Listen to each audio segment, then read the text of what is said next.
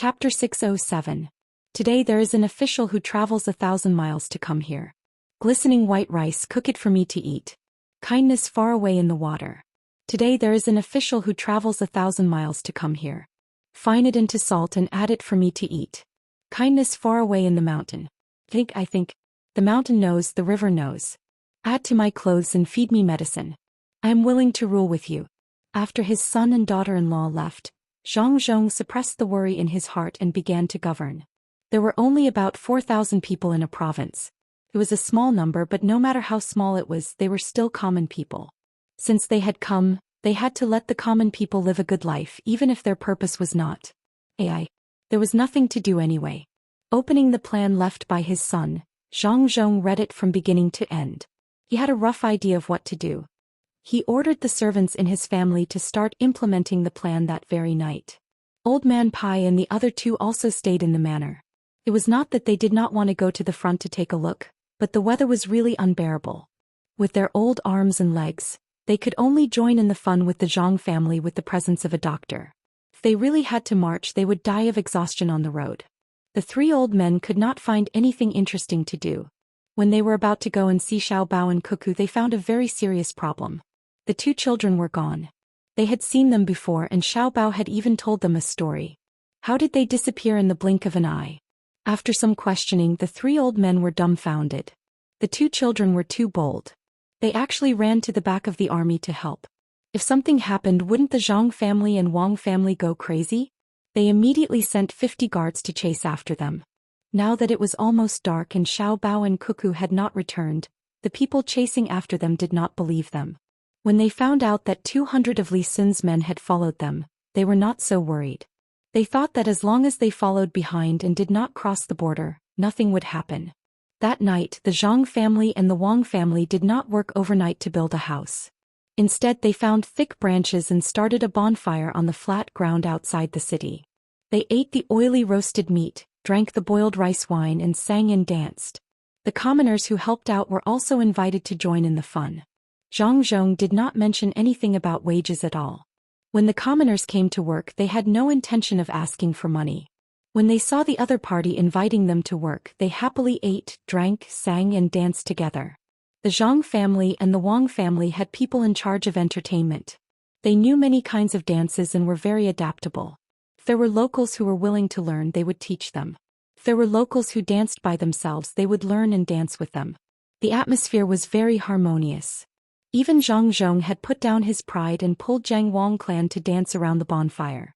Even the 7 children were dancing and shouting. It was hard to tell what style they were dancing in, but they even sat on the ground. The commoners originally liked to be lively. They would sing and dance when there was something to do. However, in the past, other than harvesting, farming, marriage, and funerals, it was very difficult to find a time when so many people gathered together. The total number of people in the Zhang family and the Wang family was more than 1,000. This was not the village but the inner courtyard and the doctors. Old Man Chong was alone, while Old Man Pai and Old Man Yao's family were more than 500 people. This was under the condition that each family sent out 50 guards. The two people were having fun on the flat ground outside the city. It was so lively that the remaining commoners in the city could not stay still. They all dragged their families out to join in the fun. If anyone wanted to sing for everyone, there would be improvised accompaniment by the band. There were even dancers who moved to the music. The commoners did not know how good Zhang was as an official. They only knew that this new official was a good person. He was not like the previous officials who occasionally came to check on them. They ate and drank for free and did not pay attention to the commoners. They did not even sing or dance with the commoners. The second impression was that the wine in this official's family was delicious, especially the rice wine that was cooked with shredded ginger and fruits. It was sour, sweet, and cold. Together with the powder in the roasted meat, it was also good. The best impression was that this official's family members could sing and dance. They had many musical instruments. When they sang and danced, there was immediately someone who came to play with them. Where could they find such an official in the past? Good official. That official's wife was also very good. She could not even sing to her. This ability was worthy of respect. The commoners were satisfied, but the 3 old men were dumbfounded. They had lived for so many years, But this was the first time they saw the provincial governor bring his family and commoners out to play in the middle of the night instead of sleeping. What do you mean? Old man Chang did not believe that Zhang Zhong was so free that he would mess around. Especially after understanding the Zhang family's way of doing things, it seemed that every action had a deep meaning. Old Man Pai and Old Man Yao were also puzzled. This was not the style of the Zhang family. Didn't Zhang Zhong have a pattern when he became an official? First he would find work for the commoners, then give them wages. When they worked they would eat well. Then he would find a way to lead the commoners to make a fortune together according to the local situation. In the process he would also lend money to the commoners. The interest rate was very low. What was wrong with him today? He actually did not give wages, nor did he mention anything about loans. Could it be that he was sick from being cheated here? Old Man Pai drank a cup of medicine wine and also drank half a bowl of rice wine. He waved his hand and called over a person from the Zhang family's inner courtyard, who was in charge of delivering the wine. What is your family doing? If you don't sleep today, can you still get up tomorrow to build houses? Old Man Pai asked the person who walked over. In reply to Sir Bai, there is no rush to build houses. Everything will be done according to the plan. Winter is still far away, so the houses can be built slowly, the person respectfully replied. What is the plan? Old Man Yao asked from the side. The local economic development plan. Master said that every time I come, no matter what I do, as long as I am the provincial governor, I have the responsibility to let the commoners live a good life. Even if there is only one commoner, I can't ignore it, let alone more than 4,000 people. When the war is over and I withdraw, I have to at least double the income of the commoners. The person who came was still very respectful, but when he said these words, it made people feel his arrogance. Old Man Pai and Old Man Yao looked at each other. The two of them really didn't expect the Zhang family to do things like this. They were still busy with logistics, but they didn't give up on this place. If it was any other official who dared to say that they could double the income of the commoners in Idyll, they wouldn't believe it. But when it came from the Zhang family, they had no choice but to believe it. Waving his hand, Old Man Chang signaled for the person to go back to work. He didn't ask for details because he couldn't ask. The Zhang family and the Wang family each had their own division of labor, so the person who delivered the wine definitely couldn't know the details of the plan. If only all the officials of the Tang Empire could be like this. Zhang Zhong is a bit stupid, but he can't find fault with the way he acts as an official. He is wholeheartedly devoted to the commoners, has never been greedy for taxes, and has never accepted bribes. It's hard to find someone like him, really hard to find. Old Man Chang took a big bite of meat, swallowed it, and evaluated Zhang Zhong. Old Man Pai also drank the rest of the wine in his bowl and said, "That's because his family has the ability to make money. How much can he be greedy for? Even if he wants to accept bribes, he needs someone to dare to give it to him. Giving him money once isn't even enough to let him relax a little. The government makes a lot of money doing business, so who can afford it? If he gives less, wouldn't he be scolding Zhang Zhong?" That's true, but what's the meaning of Zhang Zhong jumping around now? Xiao Bao and Cuckoo have left, so it's not good to ask Zhang Zhong directly. Old Man Yao also admitted that the Zhang family's way of doing things wasn't easy to learn. The main reason was that there were very few officials who could make money like the Zhang family and think of ways to let the commoners earn money. Building roads required money, and if they didn't have money, they had to wait for the imperial court to give them. That would be troublesome. Since it's not easy to ask, then let's wait and see. I'll be able to figure out something. I'll write it down and let other officials learn from it. Old Man Pai drank some wine and felt comfortable after relaxing. He leaned back in his chair and narrowed his eyes as he waited for the results. Zhang Zhong was still dancing with the commoners. He didn't have the talent for dancing, so he looked awkward when he danced. Fortunately, the commoners didn't care about how others danced. Most of them were actually dancing for themselves and for others to see. When they gathered together, there was food and drink, and they were happy when it was lively. The bonfire party didn't end until dawn the next day. People were arranged to send the commoners who were tired from dancing and fell asleep in the middle of the night, as well as the commoners who drank too much and fell asleep to their homes. During this time there were a few doctors here to take a look at them. If they were sick, they were directly sent home with medicine. They also wrote down the method of boiling the medicine. Those who couldn't read would naturally find someone to ask. The next morning, both the Zhang family and the Wang family were sleeping. They only woke up when it was about to rain in the afternoon. The cook made a large amount of pastries, and the craftsmen used local materials to make a few hundred fishing rods. They also prepared the bait. When it started to rain, Zhang Zhong opened a large umbrella and led a few dozen people to the riverside to fish. Old Man Pai and the other two also put on an extra set of clothes to fish with them. The commoners who also woke up were busy with their own family matters, while others were holding prescriptions and asking people how to boil the medicine. There were also some who wandered out to see if the new official had anything to do. When they saw the official who had danced and sang with them yesterday fishing by the riverside, they also came over to join in the fun. Zhang Zhong gave everyone fishing rods and prepared pastries at the same time. Suddenly there were a few dozen more people. After the commotion last night, the nearby strongholds on the mountain all knew about it. They all sent people to find out what the new official was going to do. It would be good if he wasn't going to force them to fight for rent. After understanding the situation in detail, the people in the stronghold were puzzled, but they also had more expectations. They hoped that the new official would dance again so that they could join in. After all, the new official had many musical instruments at home and many people who knew how to dance.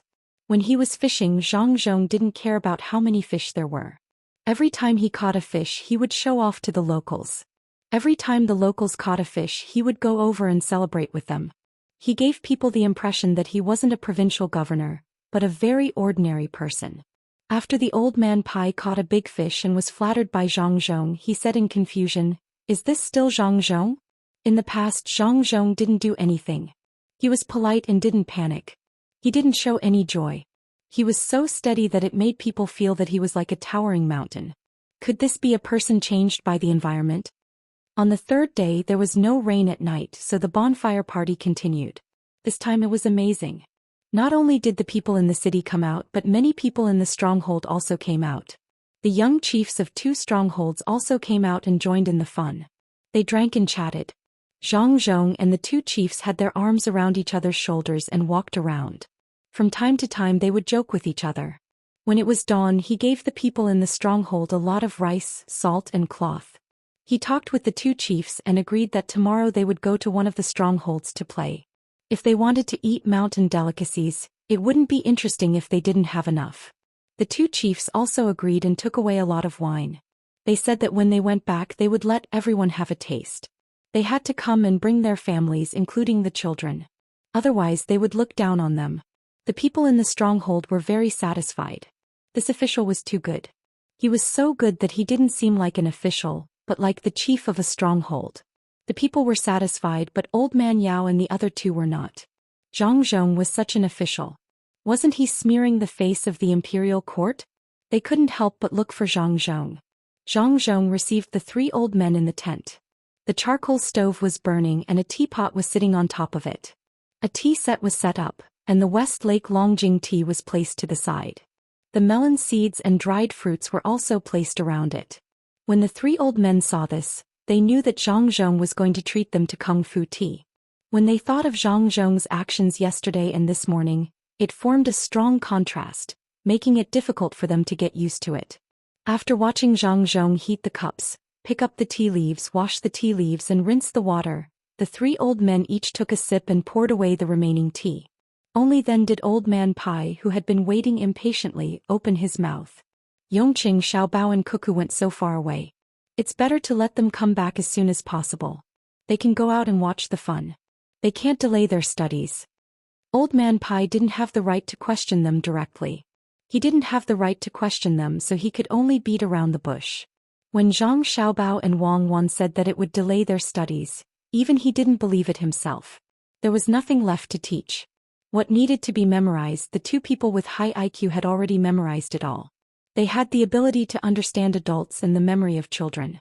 Now when Zhang Xiaobao and Wang Wan were together with Old Man Pai and Old Man Yao, they were mostly discussing or learning from the 2 old men's way of thinking. When Zhang Zhong heard Old Man Pai mention his son and daughter-in-law, his eyes flickered. As a father, he didn't feel bad for them, but no one else did. If there was someone in the 2 families who could do this, other than Xiaobao and Cuckoo, even if they were only half as good as his son and daughter-in-law, he wouldn't have to let the 2 children go out. He sighed and said, "Other people's children are still young, but Xiaobao and Cuckoo are older. If they want to go out and play, they can go out and play for a few days. I can't control them. Yongqing, don't be like this. I think Xiaobao and Cuckoo are not bad. Before they left, they told me about the people in Idyll. Unfortunately, I didn't have time to ask them. Yongqing, do you know what the two children are thinking? Old Man Pai casually asked Zhang Zhong as he took the third cup of tea that Zhang Zhong poured for him. Zhang Zhong missed his son even more now. The plan didn't only write about how to carry out economic development, it also wrote about the reactions of the three old men. This was part of the development process. Otherwise, it would be really difficult to handle. Thinking of this, Zhang Zhong directly poured away the small cup of tea in his hand, which was already cold, and poured another cup of tea for each of the three old men. He didn't need Old Man Pai to continue beating around the bush. He straightforwardly said, Sir Bai, are you here to denounce me? Say that I shouldn't have disregarded my position and played with the people like this? Once the words were out in the open, the three old men really didn't know what to do. It was not good to say yes or no, but they couldn't say anything. Old Man Chong was more straightforward.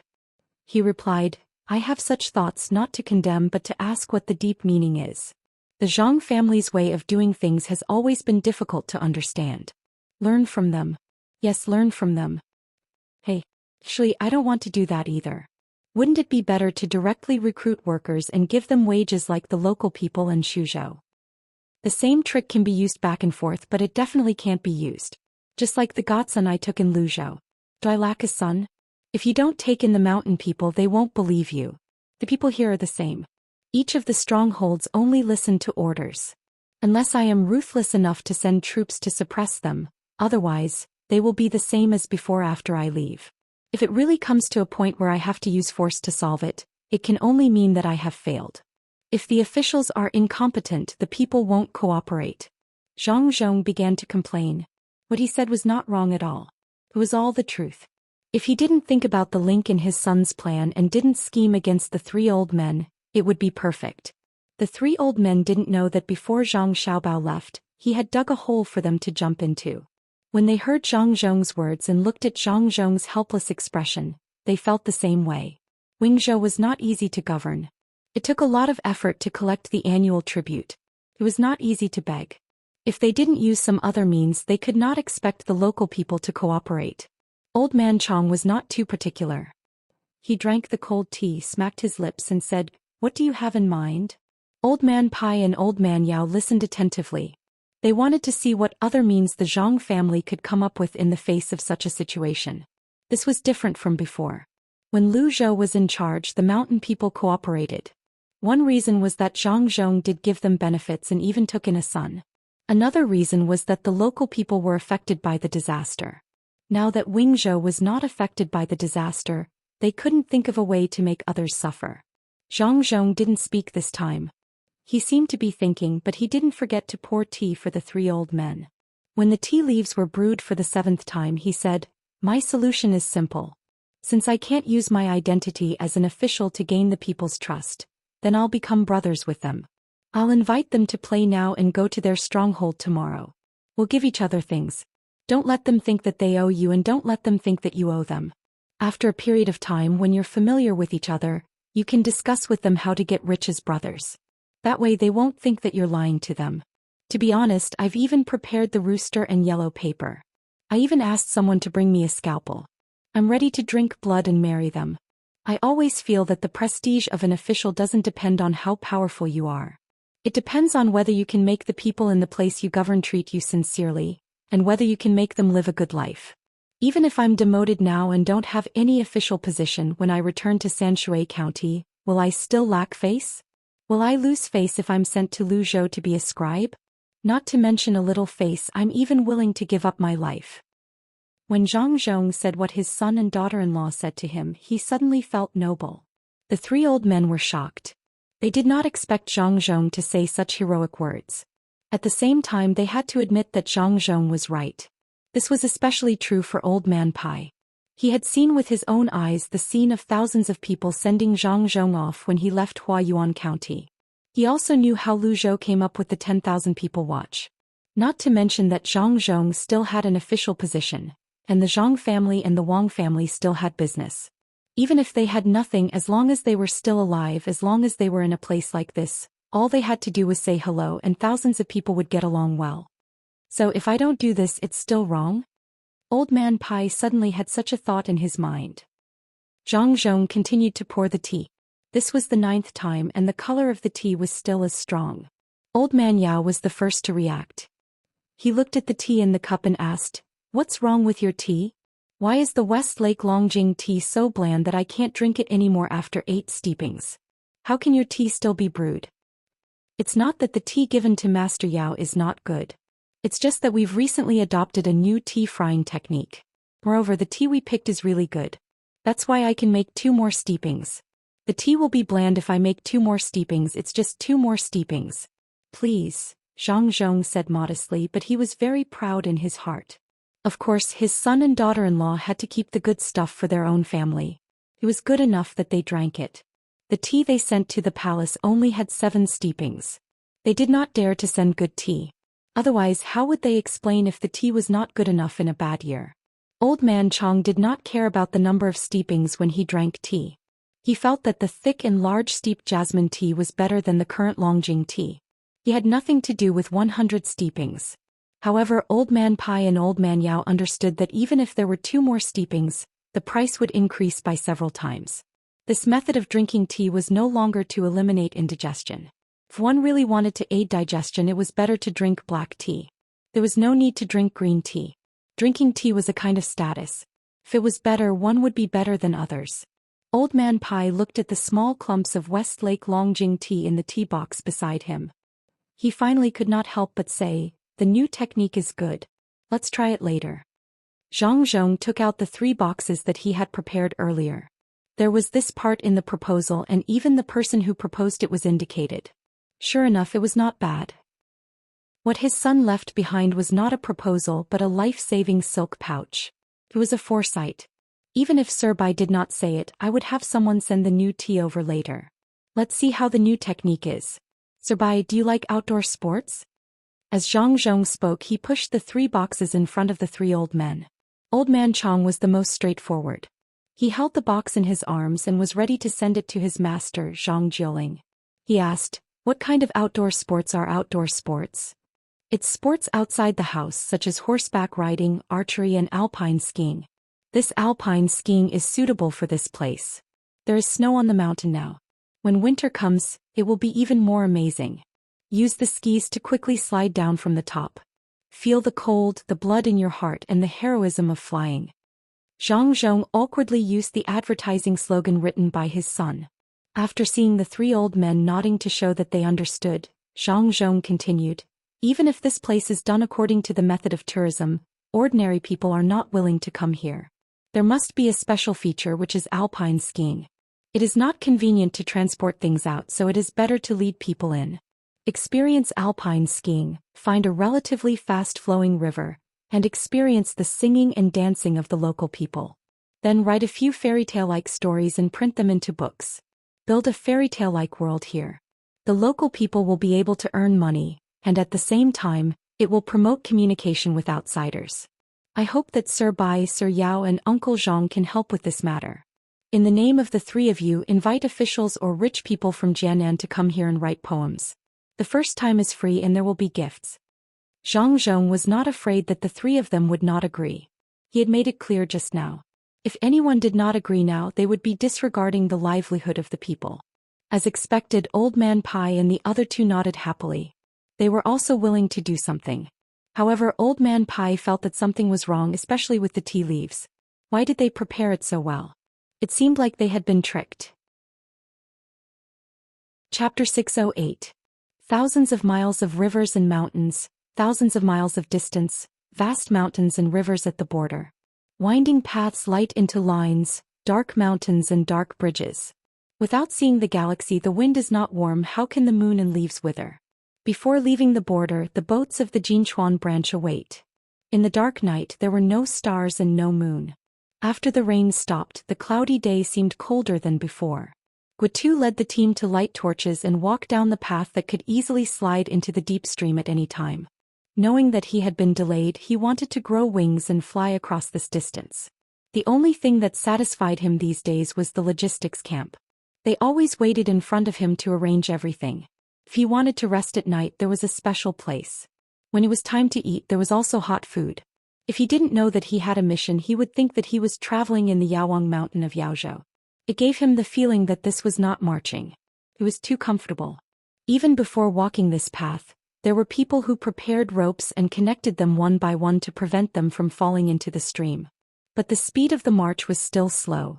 If this continued, they might not even see the border, let alone reach the Jinchuan in 10 days. If it was another time, they might find a reason to blame the logistics camp, saying that the food supply was not in time. But facing the logistics camp of Idyll, even the most shameless general did not dare to do so. If they all thought that the logistics camp was not doing a good job, how could they expect the logistics camp to carry them through? It was better to withdraw the army and let the logistics camp fight. If only the logistics camp could let us grow wings.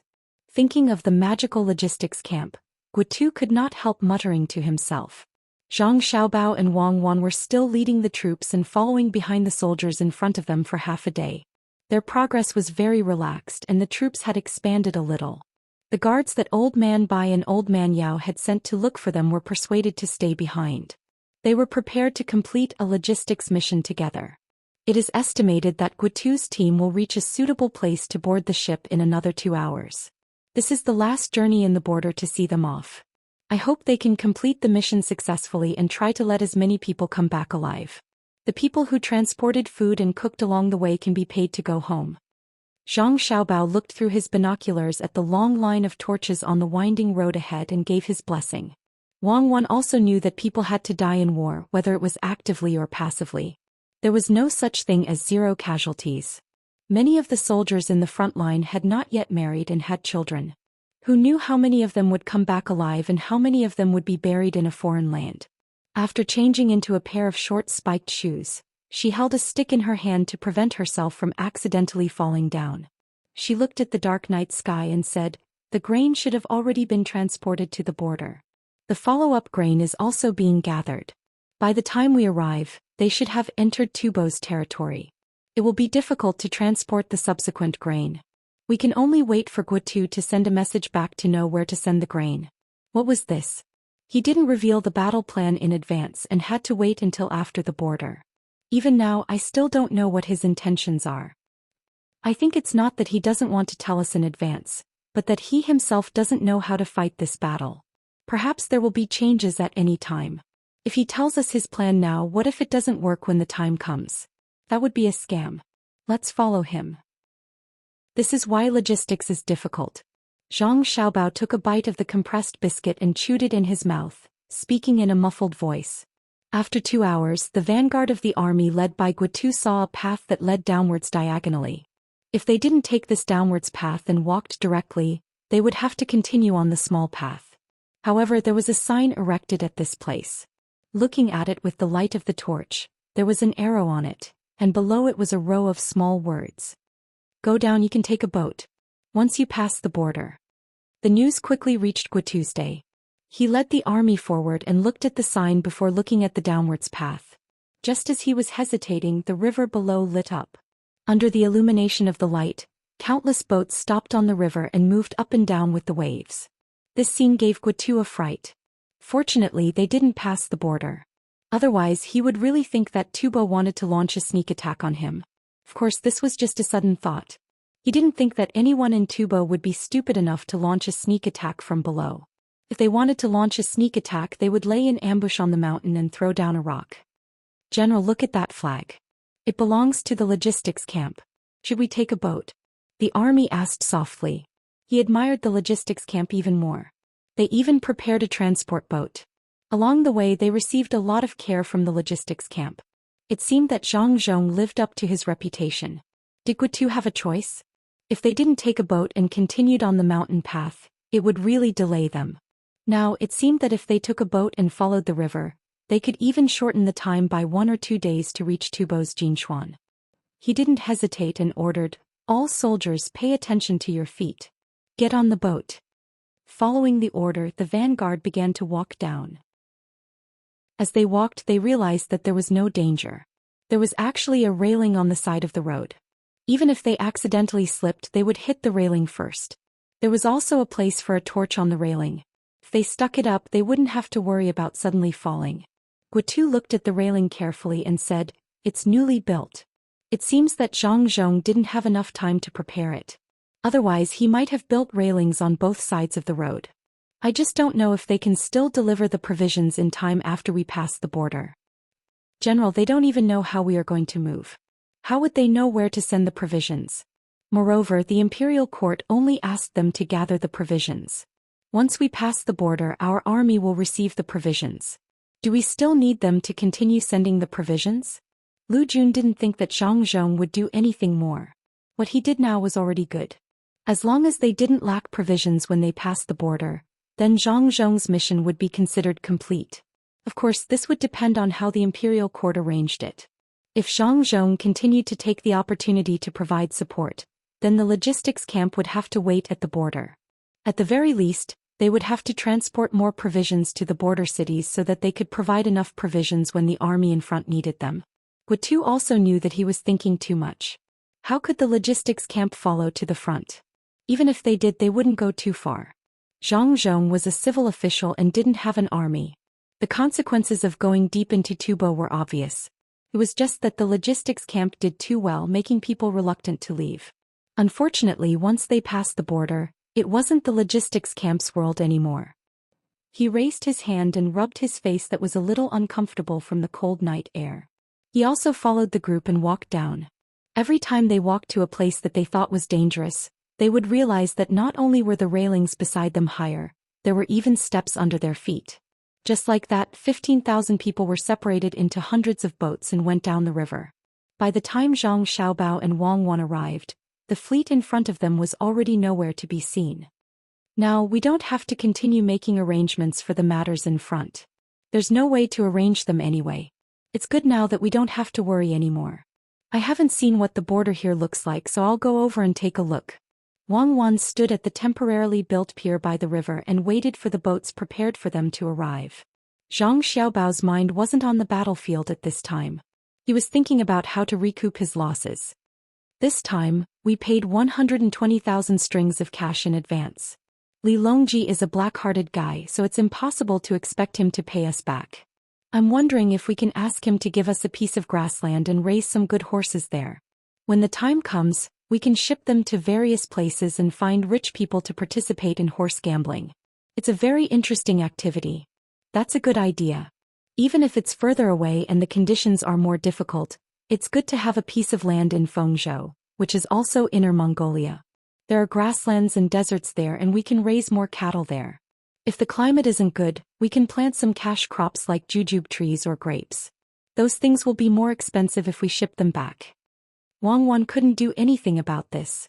Even if Li Longji didn't do anything and gave her and Zhang Xiaobao a chance to avenge the people of Wangjiang, she would have to think of a way to take revenge on her own. However, it was different now. Li Longji was the one who suggested it first. If they couldn't pay back the money, they could use the land in exchange. She believed that Li Longji would agree very quickly. That place wasn't a good place to go now. The winds in the desert were strong, the weather in the grasslands changed frequently, and there were many wolves in the wild. The population was pitifully small and they were all nomads. Ordinary people wouldn't go even if you gave them money. If they asked for a piece of land there, wouldn't Li Longji go crazy with joy? Thinking of this, Wang Wan said to Zhang Xiaobao, "Do we need to send someone back to tell Grandpa Bai and the others? We can only be at ease after we get the land." "Don't say it, we definitely can't say it. If we say it now with those shrewd people in the imperial court and Li Longji, this emperor who is not stupid, they will definitely tell us a lot of difficulties. They will also talk about how good Feng province is and make us take out new things to exchange. In the end, the land they give us won't be big. Don't we have an account of the money spent this time? When it's over, we'll send the account book to Grandpa Bai. He'll naturally know what to do. According to my analysis, the biggest possibility is that they'll come and ask us what we want. We can't count on money. When the time comes, it'll be easy to handle." Zhang Xiaobao didn't want to be so proactive. At this time, it wasn't as simple as a confrontation with a local official. None of the people in the imperial court were easy to deal with. It wasn't just a matter of economics anymore. It involved political exchanges. Political exchanges required wisdom. Unless there was a real falling out, whoever exposed their intentions first would be unlucky. The so-called exchange was carried out when both parties thought that they had taken advantage of the other party and made a compromise. The simplest explanation was that the other party had achieved their goals, but they were still pretending to be innocent after taking advantage of the other party. If the bear understood politics, it would want to eat honey in the monkey's territory, but let the monkey bring it up himself. It would also say that there were too many bees and that it needed to be compensated. The moment it ate the sweet honey, it would make the monkey feel that it had gained an advantage. Wang Wan nodded to show that she understood. He was even more puzzled. Then what do you say? Say that you want all the management rights of the tea-horse path, Zhang Xiaobao replied. Impossible unless you think that the people in the imperial court are all fools. Wang Wan didn't have any hope in this. Zhang Xiaobao looked upstream and said, I also know that it's impossible. In psychology this is called an inch when given an inch.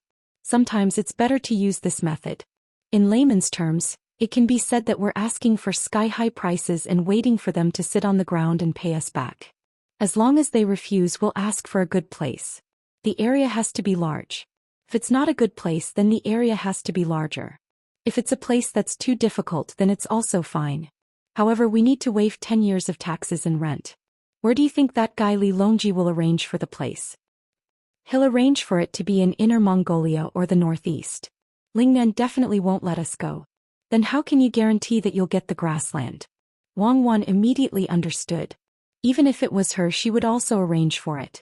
Wasn't the Zhang family very powerful? Then let's see how powerful they are. If you want the land, then I'll give it to you. In any case, no one is willing to go to a bad place. If I give it to you, then I'll make it difficult for you. Zhang Xiaobao also thought the same. In fact, it wasn't referring to Li Longji. Many people wanted to see the Zhang family make a fool of themselves in business. This was a common flaw in human nature. It wasn't that they had to do anything to the Zhang family, but they subconsciously wanted to suppress the Zhang family. Otherwise, wouldn't the Zhang family become a legend? Wouldn't it be difficult for you? After hearing Wang Wan's question, Zhang Xiaobao said, when it's about time, I'll give others instructions. For example, I'll vigorously develop hot pot and say that this method is very good in the northeast. At the same time, I'll use glass to make greenhouses to increase the output of vegetables in the off-season. I'll buy a lot of furs and use them to make beautiful winter warm clothes for our clothing store. I'll build ships at the estuary of the Yellow River and go to Liaodong Bay to hire local fishermen to understand the marine environment there. I'll also send people to open a new restaurant between the clouds and the water there.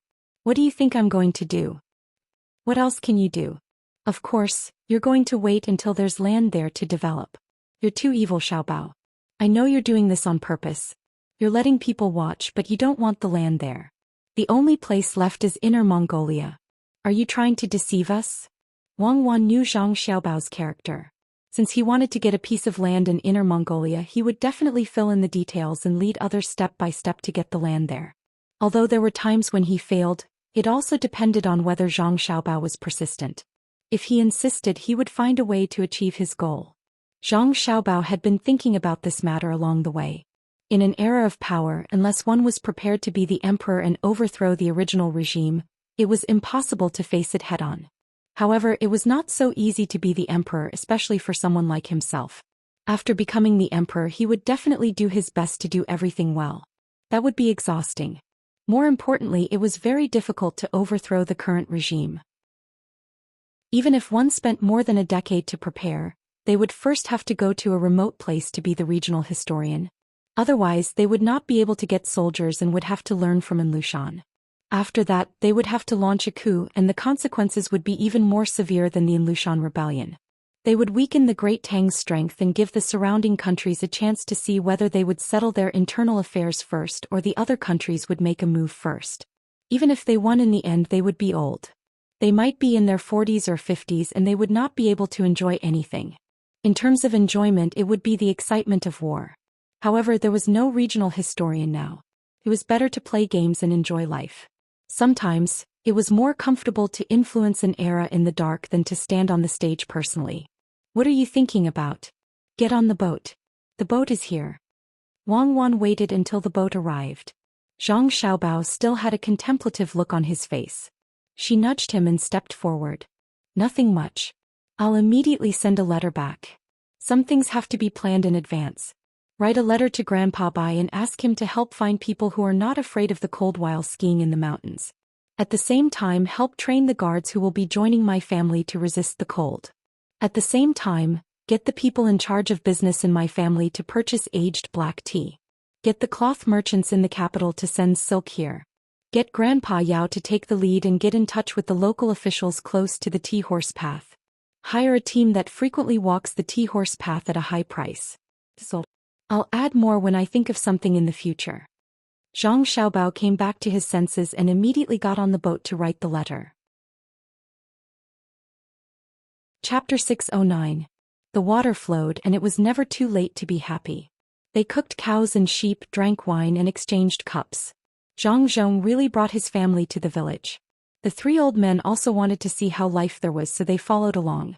When they arrived, the three old men found that it was not easy to come to a conclusion. If they said that the locals were not living well, all of them seemed to be very happy and there was no sign of worry in their eyes.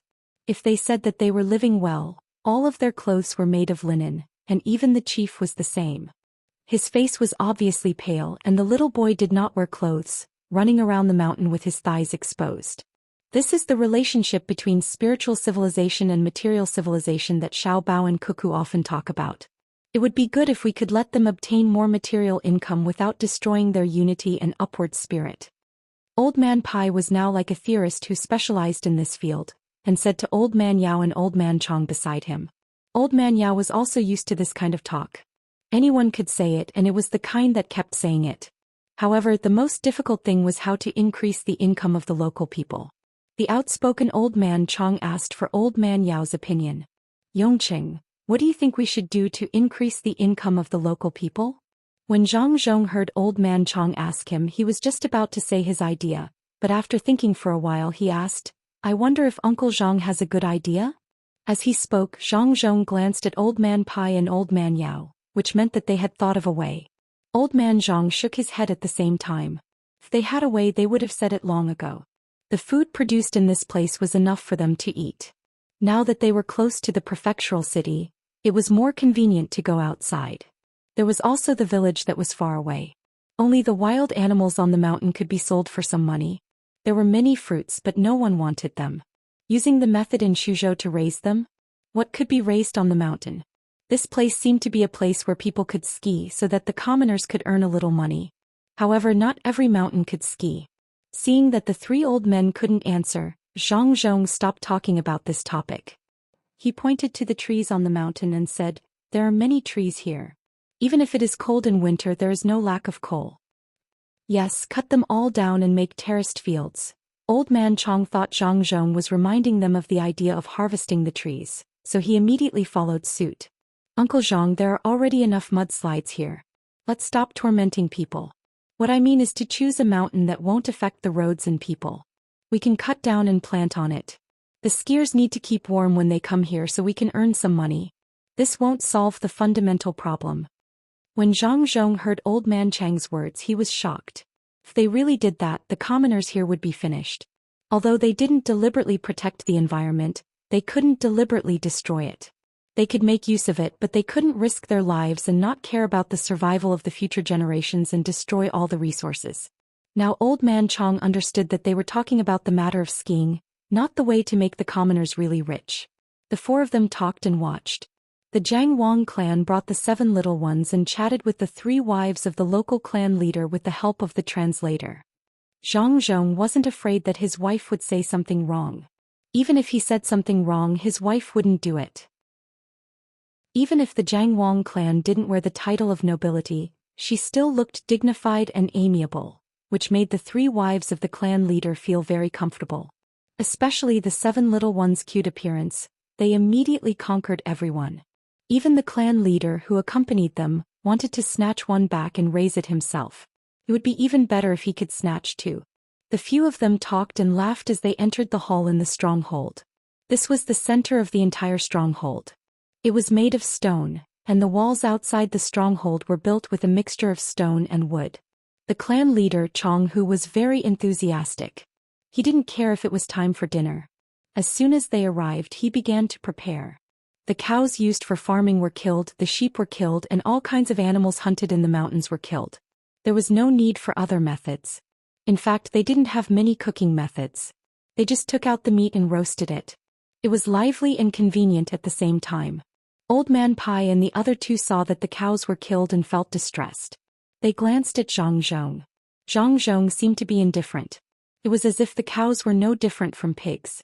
While roasting the meat, the people in the stronghold danced and sang with Zhang Zhong and the Wang clan. Wang Wan's father finally played a role at this time. Although he usually didn't care about anything, he had a high tolerance for alcohol. He was the kind of person who drank until the cup was empty. He helped Zhang Zhong drink a lot of alcohol. Zhang Zhong didn't drink much usually. He was always drunk, so he usually drank some medicinal wine and wine.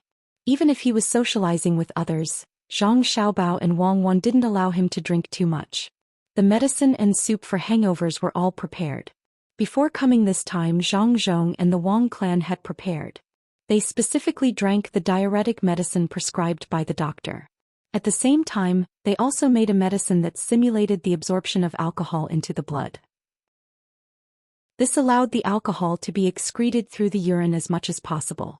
The people in the inner courtyard of Zhangzhong and the Wang clan were specially used to compete with others in drinking. They tried to eat as little as possible. That would fill their stomachs and make it difficult for the alcohol to be excreted. After mixing with food, more alcohol would enter the bloodstream. Chief Chong, who drank a little too much. When he wasn't drunk, he also spoke a lot. He hugged Zhang Zhong, who was also full of smiles, and said, "Brother Zhang, good official. I've never seen an official like you, especially one from your family. You can sing and dance. Don't worry, I'll pay the rent this year and also the tribute. Even if the other strongholds don't take it, I'll gather enough money for you to send to the capital. Then I'll have to thank Brother Chong Hu. Brother Chong Hu's wine is also good. Come, let's drink." Zhang Zhong didn't care about the rent or the tribute. He just didn't want to send the wine to the capital. Who could do anything to him? This place wasn't like Shuzhou, where the annual rent was not high and the tribute was high. The rent from Idyll was paid by the province.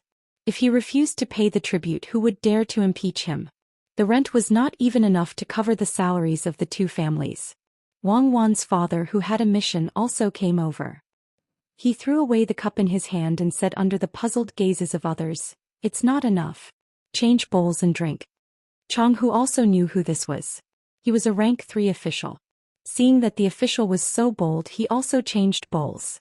The other people who were drinking also changed their cups. Only Old Man Pai and the other two didn't move. They still couldn't tell what was good about the wine. Seeing Zhang Zhong praise it without blushing, the 3 old men were really helpless. If the wine was good, then what was the wine made by the Zhang family? When did the people who opened the restaurant learn to lie with their eyes wide open? As they drank, a problem appeared. The meat was mostly eaten by the people in the stronghold. The people of the Zhang family and the Wang family rarely touched it, but they drank a lot of wine. How much wine could there be in a small stronghold? Wine was made with grain. After Zhang Zhong drank another bowl of wine, the people in the stronghold found Chong Hu and whispered that there was no wine left. This time Chong Hu was dumbfounded. He was drinking to his heart's content, but the wine was gone. This was embarrassing. Could he tell the guests to stop drinking and drink all the wine? Just as Chong Hu was in a dilemma, Wang Wan's father spoke. He said to Zhang Zhong, "In-law, I remember that we also brought a lot of wine when we came. Don't drink the same kind all the time. Let's change." Yes, if you didn't mention it, I would have forgotten. Indeed, Brother Chong Hu, why don't you try the wine I brought? Zhang Zhong had been waiting for this opportunity. He was really afraid that they wouldn't be able to finish the wine in the stronghold, so he used a negotiating tone when he asked. After all, it wasn't good to take the wine when someone was treating you to a meal. Chong Hu couldn't care less about anything else. All the wine in the stronghold had been drunk. Since Zhang Zhong brought the wine over, he might as well drink it. He happily agreed and ordered someone to follow him to get more wine. When the wine was changed, the 3 old men who had been drinking quietly poured out the wine in their cups. They held their cups in their hands and waited for someone to pour the wine brought by Zhang Zhong. Only after drinking the wine made by the Zhang family did they know what wine was. They thought that Zhang Zhong wouldn't send bad wine to the stronghold. Besides, the Zhang family didn't have any bad wine either. As soon as the people in the stronghold drank the new wine, they all became excited. It was good wine and it wasn't brewed with grains. When they drank it, it was quite strong. There were all kinds of fruit flavors. Even the children drank a few mouthfuls and clamored to drink more. Chang Hu drank a bowl of wine and smacked his lips. He looked at Zhang Zhong in confusion and asked, "Brother Zhang, where did your wine come from? Why does it taste better than mine?" Zhang Zhong thought to himself, "Isn't this nonsense? If my wine can't catch up with your strongholds, why would I open a restaurant? The most important thing is that you don't have a good son and a good daughter-in-law." "Brother Chang Hu, to tell you the truth, there are countless restaurants in my family. There are people who specialize in wine making in each place. They make wine according to the local conditions. This time when I came to Idyll, I also planned to find a place to specialize in winemaking. It should be in Mengdao County. I want to make wine with strong flavor, not soy flavor. You wouldn't understand even if I told you. You just need to know that I want to build a winemaking place here. The wine you drink is made with fruits from Suzhou. There are wild fruits all over the mountains and plains there. No one wants them at all. In Haitian no one wants them, but I want them. I make them into fruit wine. After fermentation I add some white wine during the second fermentation process. The taste has changed. It tastes good and has a bit of aftertaste. When you drink it, it lingers in your mouth. After drinking it you feel dizzy and comfortable. I originally planned to sell it in the restaurant, but unfortunately before I could brew some I came here and couldn't sell it. The main thing is that there are many people there who can help pick the fruits. There are also many fruits. It's a pity that a wine that can make you rich doesn't have the benefits here." Zhang Zhong seemed to have drunk too much. He squinted his eyes and complained to Chang Hu. Chang Hu was also confused, but he understood. When he heard Zhang Zhong's words he had an idea and said, "Brother Zhang, there are many fruits here. And the Haitian you mentioned, is it this thing?" Seeing the residue left in the wine for some reason, Chang Hu wandered to the side of the wall and found several black fruits the size of soybeans. He brought them to Zhang Zhong. "Yes, this is it. It can also cure diseases. Are there many fruits here?"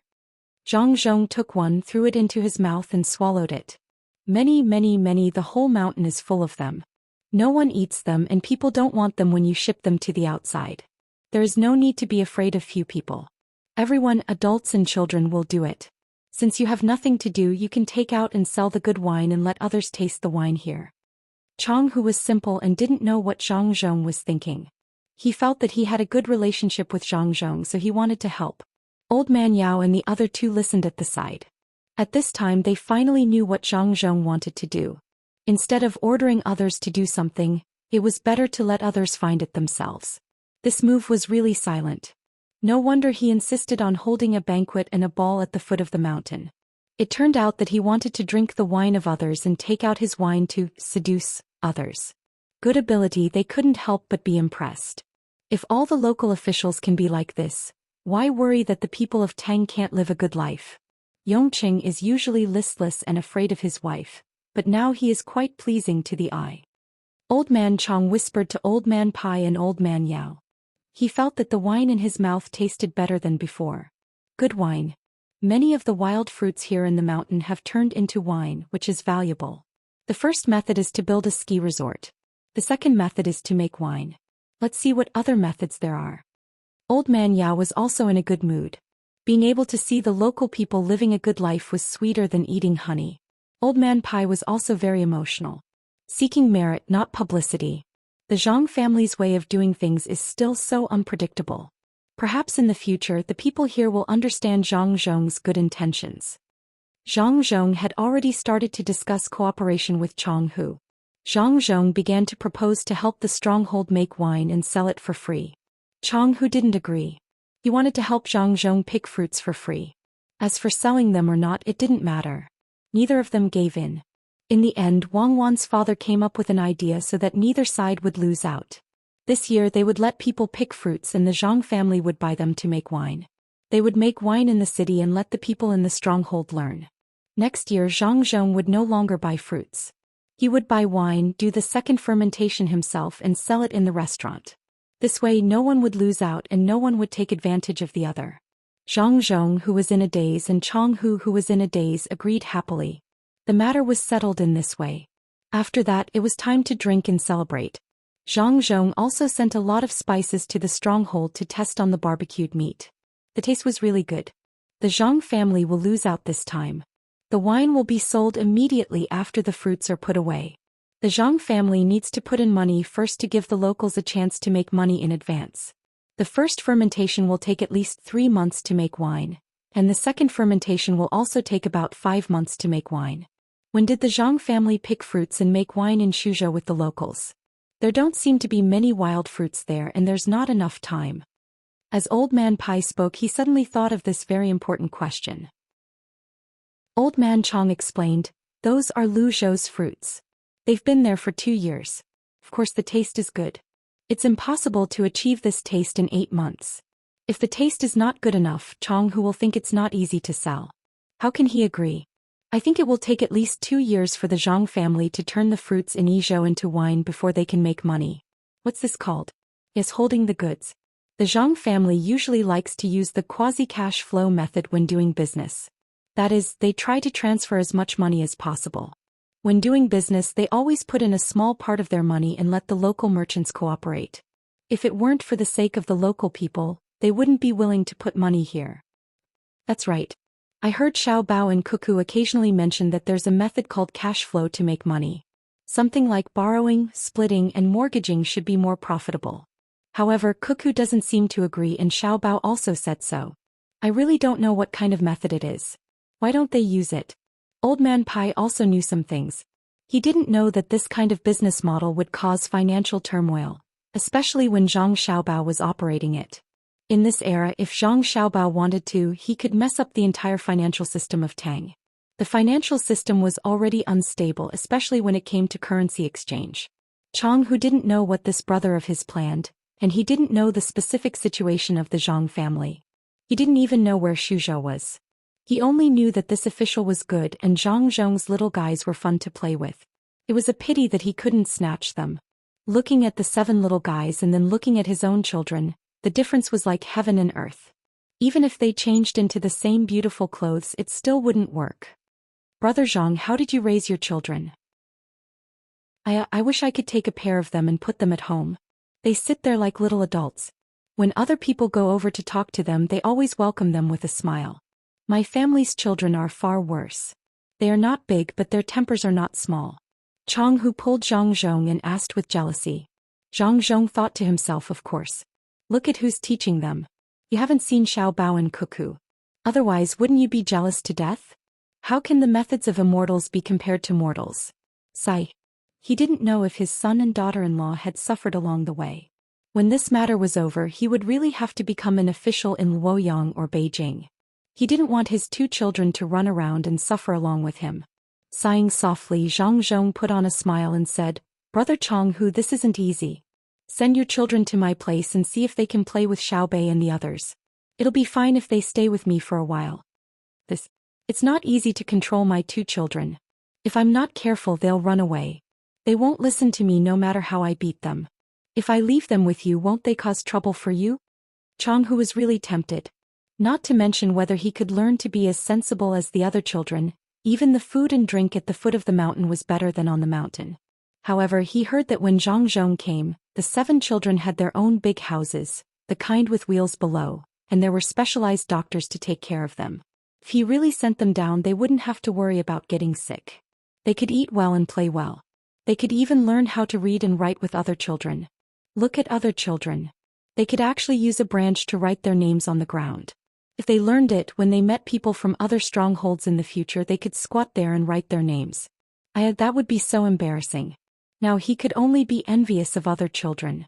When Zhang Zhong saw that Chong Hu's words had some meaning, he immediately said, Don't worry. Children run around looking for things to play with. I have a lot of toys. As long as there are children to play with, they'll be safe. This matter is settled. We'll take them back at night. The more the merrier. This time Chong Hu didn't insist and happily agreed. Suddenly he thought of something and said, Brother Zhang, how about this? I'll look for people from other strongholds to pick fruits together so that your family can brew more wine. Really? Then Brother Chong Hu has helped me a lot. Zhang Zhong was completely relieved. He raised the bowl and drank it all. Chapter 6:10. Fruits are fragrant in autumn, and people are busy picking them in Idyll. Rich people look forward to skiing and craftsmen work hard to burn vats. Zhang Zhong, who was drunk, refused Chong Hu's invitation to stay before nightfall. He took Chong Hu's son and daughter with him and left the stronghold to prepare for the relevant matters. The next morning, Chong Hu, who had sobered up, remembered what he had said the day before. He quickly gathered the adults and children in the stronghold to pick ripe fruits in order to help Zhang Zhong's family make wine. Zhang Zhong found the three old men to discuss sending invitations to various hedonistic sons and daughters of wealthy families to come here and play. He also found nearby craftsmen to make vats for fermenting fruits. He also posted notices in the city, asking the people in the city to help the craftsmen as much as possible so that they could learn the craft and make vats for themselves in the future. With Chong Hu taking the lead, the people in his stronghold began to work hard. With such a big commotion, it was difficult not to alert others. Chong Hu, who was thinking about how to get the other strongholds to help him pick the fruits, did not have to take the initiative to look for others before they all came to him. When the people in the nearby strongholds found out that wild fruits could be exchanged for money, and that the officials who treated them to food, drinks, and dancing would make a fortune, they happily joined in. 3 days later, piles of fruits were delivered to the prefectural city of Wing Prefecture. Zhang Zhong's family had also hurriedly built a temporary residence. A large part of the adobe city wall had been dug up, and they hadn't had time to rebuild it yet. They had to wait until the fruits were almost harvested and the autumn harvest was over before they found the local people to do it. After another day, the people that Zhang Zhong had sent out in advance returned with carts of daily necessities. They began to pay the local people for the fruits. This was because the local people were used to bartering. When Zhang Zhong paid for the fruits on the first day, Chong Hu was worried. He didn't know how to go out and use the money to buy things. He was afraid that people would deliberately ask them for more money. He told Zhang Zhong that it was better to use things to barter. They all knew how much their things were worth and weren't afraid of being cheated. Zhang Zhong was speechless. How could they not be cheated when using things to barter? When Zhang Zhong heard Chong Hu say that they had a fixed person to exchange with, he understood that they were being controlled. Seeing Chong Hu's awkward expression, he could only send someone to buy something. As a result, the largest and most comprehensive store in Wing Prefecture City was created. It was responsible for trading with the locals and purchasing all kinds of furs and medicinal materials at 80% of the price of goods sold outside. The remaining 20% was included in the transportation fee. When the people in the nearby villages learned about the market situation outside and found out the price of the items they had exchanged, they all clamored to go out and kill the people in the shop who had exchanged with them. A bear skin could be sold for 15 strings of coins, and the better ones could even be sold for 20 strings of coins. The salt they bought with that much money was enough to feed a village of 100 people for 2 years, and there was still leftover salted meat. In the past, they could only exchange for a scoop of salt, which they thought was cheap. If they ate sparingly, it could feed the people in the village for more than a month. How could Zhang Zhong let them go out and cause trouble? He persuaded them in every way possible and promised that the store in the city would continue to provide all kinds of daily necessities in the future. He would also be responsible for collecting money and going out to buy the designated items. Of course, this required the local people to get used to using money as currency in the future. The people held back their grievances of being cheated and began to work harder to pick fruits for Zhang Zhong. They acknowledged Zhang Zhong's position in their hearts. He was a good official. He even told them such an important thing. At the same time, a few people who were the most proficient in speaking official language were also dealt with. They were the people who often brought people out to trade. In Idyll Prefecture, they actually had a big house and many good lands outside. Needless to say, everyone understood what was going on. After solving the income problem of the people in the nearby villages, Zhang Zhong began to prepare to let the people in the distant villages know about the situation here. However, before he could send people to the villages further away in the mountains to think of a way to persuade them, the people in the distant villages accidentally learned about the situation here. Gong Shi was the son of the chieftain of Little Bear Village, Gong Mu. His father was old and wanted to pass on the chieftain's position to him. However, this year did not seem to be good.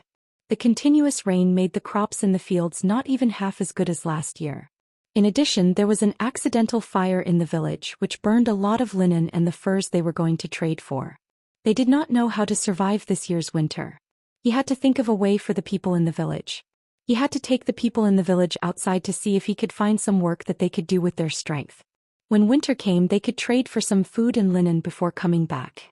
At that time, they might be able to survive the winter. They would not have to suffer from the cold because of the continuous rain.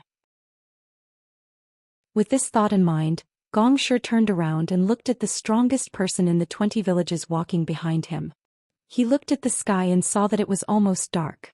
He thought that there was a village not far from here. Perhaps they could go there to have a good rest, or they could continue on their journey and live in the city. Hurry up, hurry up. We don't have to sleep outside today. Hurry up. Gong Shi shouted at the people in the village and began to speed up. He lowered his head and looked at his feet as he moved forward. The people in Little Bear Village also knew that this was a mission. They had never done this before. When faced with the unknown, they felt a bit of worry in their hearts, but also a bit of excitement and expectation. They were prepared to do a good job outside, and when they came back they would become heroes of the village. Therefore they, who had already been on the road for more than 10 days, didn't care about the fatigue of their bodies at all. They followed behind their future chief, hoping to have a good sleep in the city and eat a full meal so that they could save up enough strength to work. When it was almost night time, the sky became overcast. Those familiar with the weather knew that there would not be rain. At midnight they might be able to see the stars, so they didn't have to worry about being soaked through like they had been a few days ago. Just as the group of people picked up their pace and jogged forward, many dots of light suddenly appeared in front of them. They swayed and illuminated the people nearby. There were actually many people holding torches and swaying in that direction. It was unknown what they were doing. With curiosity in his heart, Gong Shi couldn't help but stop and look in front of him in a daze. The people behind him also stopped and pondered. The people in front of them didn't rest early at night, but instead ran up the mountain to do something. After thinking for a while, Gong Shi, who still couldn't figure it out, began to slowly move forward. When he got closer, he let out a sigh of relief. He recognized the people in front of him. They were the people from the mountain village who couldn't make it in time to stay for the night. Not only were there adults, but there were also children climbing up and down. When he discovered the other side also noticed that there were people moving around. Because they didn't light torches, the other side couldn't clearly see who they were. Immediately, a group of people gathered together and shouted at them in a chaotic manner. "Is Chong Mountain here? It's me, Gong Shi of Little Bear Village." Gong Shi didn't want to misunderstand and let the other side shoot a bunch of arrows. He hurriedly shouted at the top of his lungs, his voice echoing in the mountains. After shouting, Gong Shi signaled the people behind him to not move. He walked forward alone. When they were within the range of the torch, the people on the other side finally relaxed their vigilance. A person holding a bow walked out from the crowd and came in front of Gong Shi. He laughed and said, "Brother Gong Shi. Shi, why did you come here? You must be tired. Come eat some fruit. Later come to my place and drink some wine. Good wine, the new official surnamed Zhang wants to sell it. Yesterday when I was picking fruit I caught a deer. I gave half of it to the official surnamed Zhang, but the other half hasn't been eaten yet. Just in time, I'll let you taste it. The new seasoning is different from before." Chong Mountain was very enthusiastic. His enthusiasm made Gong Shi feel as if he didn't know Chong Mountain. Generally speaking, if a deer was caught, it would be taken outside to exchange. Whether it was deer skin or deer meat, the exchange was more than usual. If a deer was caught alive, it would be even more amazing. How could he be willing to eat it? What puzzled Gong Shi the most was what kind of official had come and even gave him half of one. Could it be that this new official was so powerful that he could control the people here? With doubts in his heart, Gong Shi first waved his hand to the people behind him and asked the people in the stronghold to come over. He asked Chong Mountain puzzledly, "What's the new official? How many people did he bring?" "A big official, the most senior official. The whole Wing prefecture has to listen to him. Even that Fong guy has to listen to him when he sees him. He has a lot of people, almost 2,000. The city can't accommodate all of them, so he tore down the city wall and built houses there. When the houses are built, people can live in them. When it gets cold, they have to rebuild them." Chong Mountain passed a fruit in his hand to Gong Shi and took a bite. He said while chewing. After hearing this, a trace of worry appeared between Gong Shi's eyebrows. He looked at the people in the stronghold who were picking wild fruits and said sympathetically, "Is it because he has a lot of subordinates? You can't beat them, so he forced you to take a lot of things. You have nothing to eat, so you go to the mountain to pick wild fruits to eat? I don't know if they will also go to my little bear village to rob. If they do, I will fight with them. Fight. The people in Little Bear Village also shouted hot-bloodedly. Ha! Chang Mountain spat out all the fruits in his mouth that he hadn't swallowed. He pointed at Gongshi and laughed loudly. His other hand was still covering his stomach. It looked really funny. Even the people behind him also laughed. Gongshi didn't find it funny at all. His face turned red from the laughter. At this moment, a 7-year-old child in the mountain village fished out a piece of candy from a small pouch hanging on his body. He handed it to Gongshi and said, "This is the first time I've seen you. Uncle Gong, here's some candy for you." The new official is called Zhang Zhong and his youngest child is called Xiao Bei. Xiao Bei is very fun and there's also a lot of candy. This is called malt candy and it tastes like wheat when you put it in your mouth. Zhang Zhong is a good official, so I gave him the deerskin that I got from my family to make a cushion for him. I brought someone to deliver it to him and his family even let me eat a meal called hot pot with this big prawn. The child was very excited as he spoke and gestured with his hands. Gongshi was even more confused. He looked at the candy that the child from Chang Mountain's family handed over. He wanted to refuse, but he also wanted to understand. He could only take it in his hand. He carefully squeezed it and found that there was a layer of wrapping on the outside. He peeled off the wrapping and found that there was a translucent thing inside. There was also a layer of glutinous rice paper on the outside.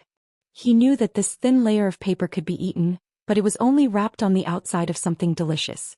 He couldn't hold back the doubt in his heart, and under the child's expectant gaze, he threw the candy into his mouth.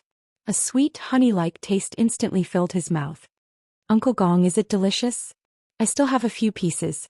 The child was looking forward to sharing the candy with others. Gongshi suddenly had a feeling of recalling the candy he ate several times when he was a child. He was so happy. This candy was obviously better than the ones he ate when he was a child. He wanted to take it out and put it back into the child's mouth, but he felt that it was inappropriate. He could only hold back the idea and ask, "Is this candy very expensive?" "I don't know." One of Xiaobei's sworn brothers named Young Man said that the candy was made by himself. "You can't buy it or exchange it. I know that Xiaobei's house is very beautiful. There are bright lights inside. Unfortunately, I can't get in. There are 3 floors and the blanket inside is very smooth." The child didn't know the value of the candy. He only knew that it was delicious. He also knew that Xiaobei's house was beautiful. The courtyard where the house was placed was built first. The ground inside was very smooth stone, which could reflect people's shadows. Gongshi found that the child couldn't understand it for a while. He had to look at Chang Mountain and wait for him to explain. Chang Mountain's life was better recently. He exchanged a lot of things that he usually needed with fruits, including beautiful porcelain bowls. He was in a good mood. When he saw Gongshi looking at him, he laughed and told Gongshi what happened in the past few days. From Zhang Zhong bringing people here to eating, drinking and playing outside the city, and then to collecting fruits to make wine, to opening a new shop, and to being cheated when he exchanged things before. The more Gongshi and the others listened, the more surprised they were. The more they listened, the more they didn't dare to imagine. How could there be such a good official? The one surnamed Fong had never found people to drink, sing and dance with, let alone exchange things for the wild fruits that no one wanted. Every year when it was almost winter, the Fong guy would go to the villages one by one and ask the people in the villages to pay the rent and also hand over the land as tribute. If it wasn't for his pitiful appearance, they wouldn't have given him anything at all. The land he was given did not produce much at all. It was the worst land. The new official was so good. He didn't mention the rent and tribute, but collected the fruits as soon as he came. He even sent the good things outside to open a shop in the city. What was his plan? Sure too, since the fruits can be exchanged, we don't need to look for work outside anymore. The people outside are not good. They always bully us. Let the people in the village pick the fruits and send them here. One of the people in Little Bear Village was smarter. He immediately thought of the key point of the problem and came to Gongshi's side to propose. Gongshi was no fool. How could he not think of this? But he had other ideas, so he asked, "Then can we also exchange things for tribute?" "Yes." This year, Gaoshan village is prepared to pay more tribute. The rest will be left for the official surnamed Zhang. Chang, whose village, also said that even if the other villages don't pay, they will take care of everything. Chang Shan said generously. So the official surname Zhang is the same as the official surnamed Feng. He wants to use us and is afraid that we won't pay the tribute. He's just giving us benefits first. Gong Shi analyzed. You idiot, do you really think the official surnamed Zhang is the same as the official surnamed Feng? The official surnamed Zhang isn't afraid of not paying. Yesterday when I brought people to deliver the fruits, the official surnamed Zhang was standing in front of the shop and watching. It just so happened that the imperial court sent a fast horse to deliver the imperial edict. An imperial edict, something written by the emperor. Guess what? If it were any other official, they would have set up an incense table and brought their family to kowtow, but the official surnamed Zhang didn't care at all. He took it, opened it and threw it to the servant behind him. The person who delivered the imperial edict even had a smile on his face. He didn't dare to say anything disrespectful to the emperor. How could he be afraid of not paying the tribute? Also, after delivering the fruits, I sent people to ask around. Guess what? This time he wasn't the only official who came. There were several third and fourth rank officials. Later, I heard that the imperial edict wrote that the old man and his family was going to be an official. They were all second rank officials. His mother was also a second rank official. What kind of imperial title is that? Even a kid called Xiao Bao, who I've never seen before, is a sixth rank official. The people I sent heard from the three old men that the emperor felt that the road was too far, so he didn't give them the money or the official robes. He only sent people to bring a few goldfish bags and told them to prepare everything else themselves. Chang Shan pretended to be mysterious as he talked about this gossip. The crowd also listened mysteriously. After one of the people in Little Bear Stronghold heard this, he said, "Is it because the emperor doesn't treat his family well? He didn't even give them a reward." I think you're also an idiot. Chang Shan looked at this person and continued, "This means that the emperor doesn't treat his family well. How could he give them a bad title? How could he treat the imperial edict like that? I saw it clearly when he threw it to others. It was like throwing a rag. Listen to me, you don't have to pay the rent this year. If you do, you'll just be giving the official surnamed Zhang his salary. He may not be used to eating and doesn't care about that bit of food. However, you can only give more, not less. Don't use the tribute to threaten him. Otherwise, before he gets angry, the strongholds on my side won't agree." "That's right, we'll definitely pay. We don't have much food, but we have a lot of tribute. It's useless to keep it in our hands, so it's better to give it to him. If it's really like you said, he really doesn't care whether or not he can send tribute to the capital. The emperor also didn't give him a title, so it's even. But if we don't give it to him, he'll be unhappy and think we don't treat him as a brother." Gong Shi finally understood. As for whether or not Chang Shan was lying to him, he would know when he went down. At the thought of going down, Gong Shi had an idea and said to Chang Shan, "How about this? Let me take some of the fruit you're picking now. Each of you will carry a basket and see if we can trade. Oh, we have to wait until tomorrow. Then we'll pick the fruit together first and go tomorrow." "There's no need. There are people at night too. I can deliver it once in the middle of the night and again before dawn. I'll give each of you a basket. Go and take a look. This shop is open 24 hours a day. There's another place called the hospital. It's also open 24 hours a day. When you go down, go to the hospital first and let the doctor take your pulse. If you're sick, he'll make you medicine. It's not expensive. He said it's included in the 20% profit when you trade for fur and other things." Chang Shan explained the situation in the city to Gong Shi and the others. At the same time, he signaled the people in the stronghold to give each of them a basket of wild fruit. With hope for a better life, Gong Shi led the others to thank Chang Shan and went down the mountain. After walking for a long time, the originally tired people felt that they were full of energy again. After walking for more than an hour, they finally arrived at the foot of the mountain. From afar, they could see the prefectural city in front of them and could hear the sounds of singing and musical instruments coming from the brightly lit area outside the prefectural city. Occasionally, the wind would blow over and they could smell the aroma of meat and wine. After walking for a long time, they couldn't help but inhale. The group couldn't help but speed up, wanting to see what was going on down there. When they got closer, Gong Shi and the others finally heard a toast song that they had never heard before. However, it was indeed a song from their side.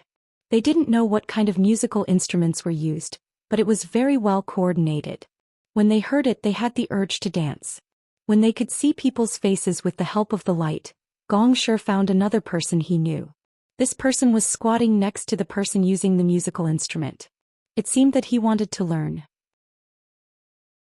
That person also felt that someone was looking at him. When he turned his head and saw that it was Gong Shi, he immediately stood up and approached him. Sure too, you also heard the news and came here. Just in time. You've been rushing all the way here.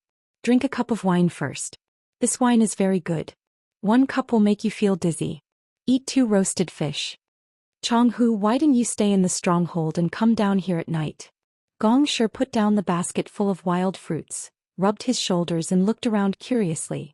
I came down today to see my 2 children. After they eat dinner and go to sleep, I'll come out and join in the fun. Changhu waved his hand vigorously at the person in charge of delivering the wine. Gong Shi didn't understand why Changhu's 2 children wanted to come down the mountain to see. His eyes swept over the people dancing and singing in front of him, then looked at the people around them. He asked Changhu, didn't you say that there was an official surnamed Zhang here? Where is he? He didn't come out today. Do you want him to accompany you all the time? That's an official. He has official business to do. In the future I'll be fine here. Except for the rain, every night outside the city is like this. You can sing and dance as you want. However, it is said that after the new year, you have to prepare your own wine and food. Changhu took the wine that someone brought and handed it to Gong Shi. He sighed with emotion about the situation here. Chapter 6:11. Just as more and more people in Idyll found out that wild fruits could be exchanged for money and joined in, Zhang Xiaobao and Wang Wan's troops had already arrived in Pingzhou. 9 days. It took them 9 days to travel from Idyll to Pingzhou, while the troops in front took 8.5 days. With the difficult journey and the rainy weather, it could be said to be a miracle. For this miracle, Zhang Xiaobao spent more than 30,000 strings of coins to supply and take care of the troops along the way from Idyll to Pingzhou. On average, he spent 2 strings of coins on each soldier. After Guotu arrived in Pingzhou and rested for a while, he led the soldiers and set off in the direction of Jinchuan City. At the same time, he didn't forget to write a letter to the imperial court about what had happened along the way. There was no lie in the letter at all.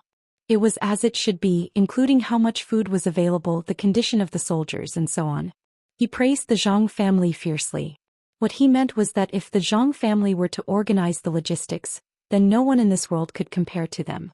Of course, he didn't know how much money Zhang Xiaobao had spent on them for these 8.5 days.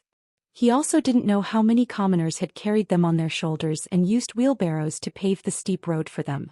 There were no less than 100 mules that had been used to transport the grain into the mountain stream. Zhang Xiaobao still had to settle the follow-up matters. There was an excuse for collecting grain and mules. He had to let the other party benefit, which required even more effort. Without the logistical support provided by manpower, not to mention 8.5 days, even 16.5 days wouldn't be enough for them to reach Pingzhou. Zhang Xiaobao practically used his planning skills to the extreme. Only then did he manage to perfect the entire layout and take care of every single place. Guotu left with the provisions that Zhang Xiaobao had prepared for him. Zhang Xiaobao and Wang Wan stayed in Pingzhou. The 2 of them only had Zhang Zhong's name on them. At the same time, they weren't in charge of Pingzhou's defense and didn't care about the local matters. Therefore, the officials in Pingzhou didn't pay attention to the 2 of them and treated them as if they were here to play. They didn't arrange a relay station for us to stay and just told us to find our own place. No matter what, we're contributing to the country. Before Zhang Xiaobao and Wang Wan could say anything, the people in the inner courtyard were already dissatisfied. Zhang Xiaobao hurriedly berated them. If you say anything more, then go back. We were arranged to gather grain for the army, not to take over other people's defense. The reason why we're still waiting here is because we're afraid that the imperial court will continue to order us to gather more grain. I reckon that it's impossible. Even if we gather more grain, they won't need us. With the Jiannan military governor around, he'll be busy when the time comes. Wang Wan also said from the side, hurry up and find a place. This place is not bad and there are many mountains. It's perfect for training. Even Grandpa Bai and Grandpa Yao's people will be trained together. Remember, if you see any pandas with dark circles on their eyes in the mountains, catch a few for me.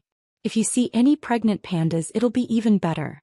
When the time comes, bring them back for Xiaobei and the others to play with. As Wang Wan spoke, a scene appeared in her mind. A 4 or 5-year-old Xiaobei and the others wearing beautiful clothes walking on the streets with a silly panda following behind them. They would stop from time to time and look around. Must be very interesting. Then they had to be trained from a young age. Otherwise, the pandas would easily eat Xiaobei and the others as snacks. After getting used to being together, the pandas were still very cute. Wang Wan immediately carried out her plan, leaving the people in the inner courtyard to follow Zhang Xiaobao's plan. She and Zhang Xiaobao led the 56 members of the Zero Squad, Li Sun's 200 bodyguards, and Old Man Pai and Old Man Yao's 100 people. A total of 358 people went to the nearby mountains to play. This place is good. It's rich in resources and all kinds of minerals. It's a pity that we can't develop it right now. We can only wait until we have the conditions in the future. It's said that there's a lot of limestone here which can be used to make cement. There's also a lot of medicinal herbs. Since there aren't so many people picking them, let's gather more and bring them back to the research institute. Wang Wan changed the environment and didn't think about the war in front of her. She happily talked to Zhang Xiaobao as they walked on the road. Zhang Xiaobao was still thinking of other plans. He couldn't let this trip go to waste. No matter what, he had to obtain enough benefits to scare Li Longji. Otherwise, he would send them to the border for no reason in the future. Most people wouldn't be able to adapt to the climate here. Thinking about the various frontier poems written by Gaosher in the future, he knew that once they left Pingzhou, they would only be waiting to suffer. Hearing Wang Wan's words, he said absent-mindedly, "Yes, there are still a lot of things that we have to think of ways to make use of. For example, the bamboo and coal here.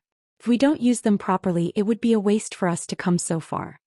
I'm talking about medicinal herbs. What coal and bamboo?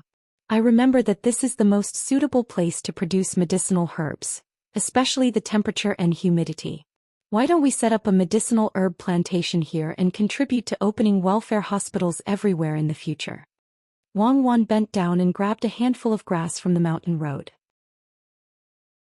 She looked at it in her hand as if it was medicinal herbs that were everywhere. "Then let's try to plant one. Even if it doesn't succeed, we can let people know that there is such a method. Nowadays, people just go and pick them directly. As the tools become more and more advanced, there are no good medicinal herbs left. Now why do I feel that Guitu might not be able to win? Isn't it a little too little to send 15,000 people? I remember that a few years ago, Tubo sent 100,000 or 100,000 soldiers. Jinchuan is such an important place. Who wouldn't arrange more soldiers here?" Zhang Xiaobao always had a premonition that Guitu would easily rush over and fail to escape back. If he could escape back, it would be fine. If he went with 15,000 people and returned with only a few hundred people, not only would the people of Wangjiang not be able to report their worries, but many people would also die. That would be very sad. Because Wang Wan had cooperated with the people here, she also knew that Jinchuan was not a place to fight. However, if it was her, she felt that there should be hope. The art of war was to use one's strength to overcome the enemy's weakness. As long as the quality of the soldiers was high enough and the logistics were sufficient, she was confident that she could divert the enemy and find a chance to win if she was the commander. If she was given 10,000 bodyguards like Li Sun, equipped with horses, she would be the general and Zhang Xiaobao would be in charge of logistics. She would dare to fight her way to the capital of Tubo. If she was given the people from the Zero Protection Team, she would be able to sweep through all the surrounding countries. It would not be a problem even if she were to fight her way to Arabia. Of course, the premise was that Zhang Xiaobao would organize the logistics for her. She really did not feel at ease with other people. As the two of them talked, the team started. The 56 people of the protection team guarded Zhang Xiaobao and Wang Wan and did not move. The rest of the people started to practice various tactics according to the previous method. Li Sun's team had already adapted, but Old Man Pai and Old Man Yao's people were much worse. They were not used to such a terrain. When they were going up the hill, they felt that it was nothing. They were similar to Li Sun's people. Everyone was the same. However, when they started their normal training, they realized that things were far from as simple as they thought. In the beginning, because they were full of stamina, they did not know how to conserve their energy when running up the hill.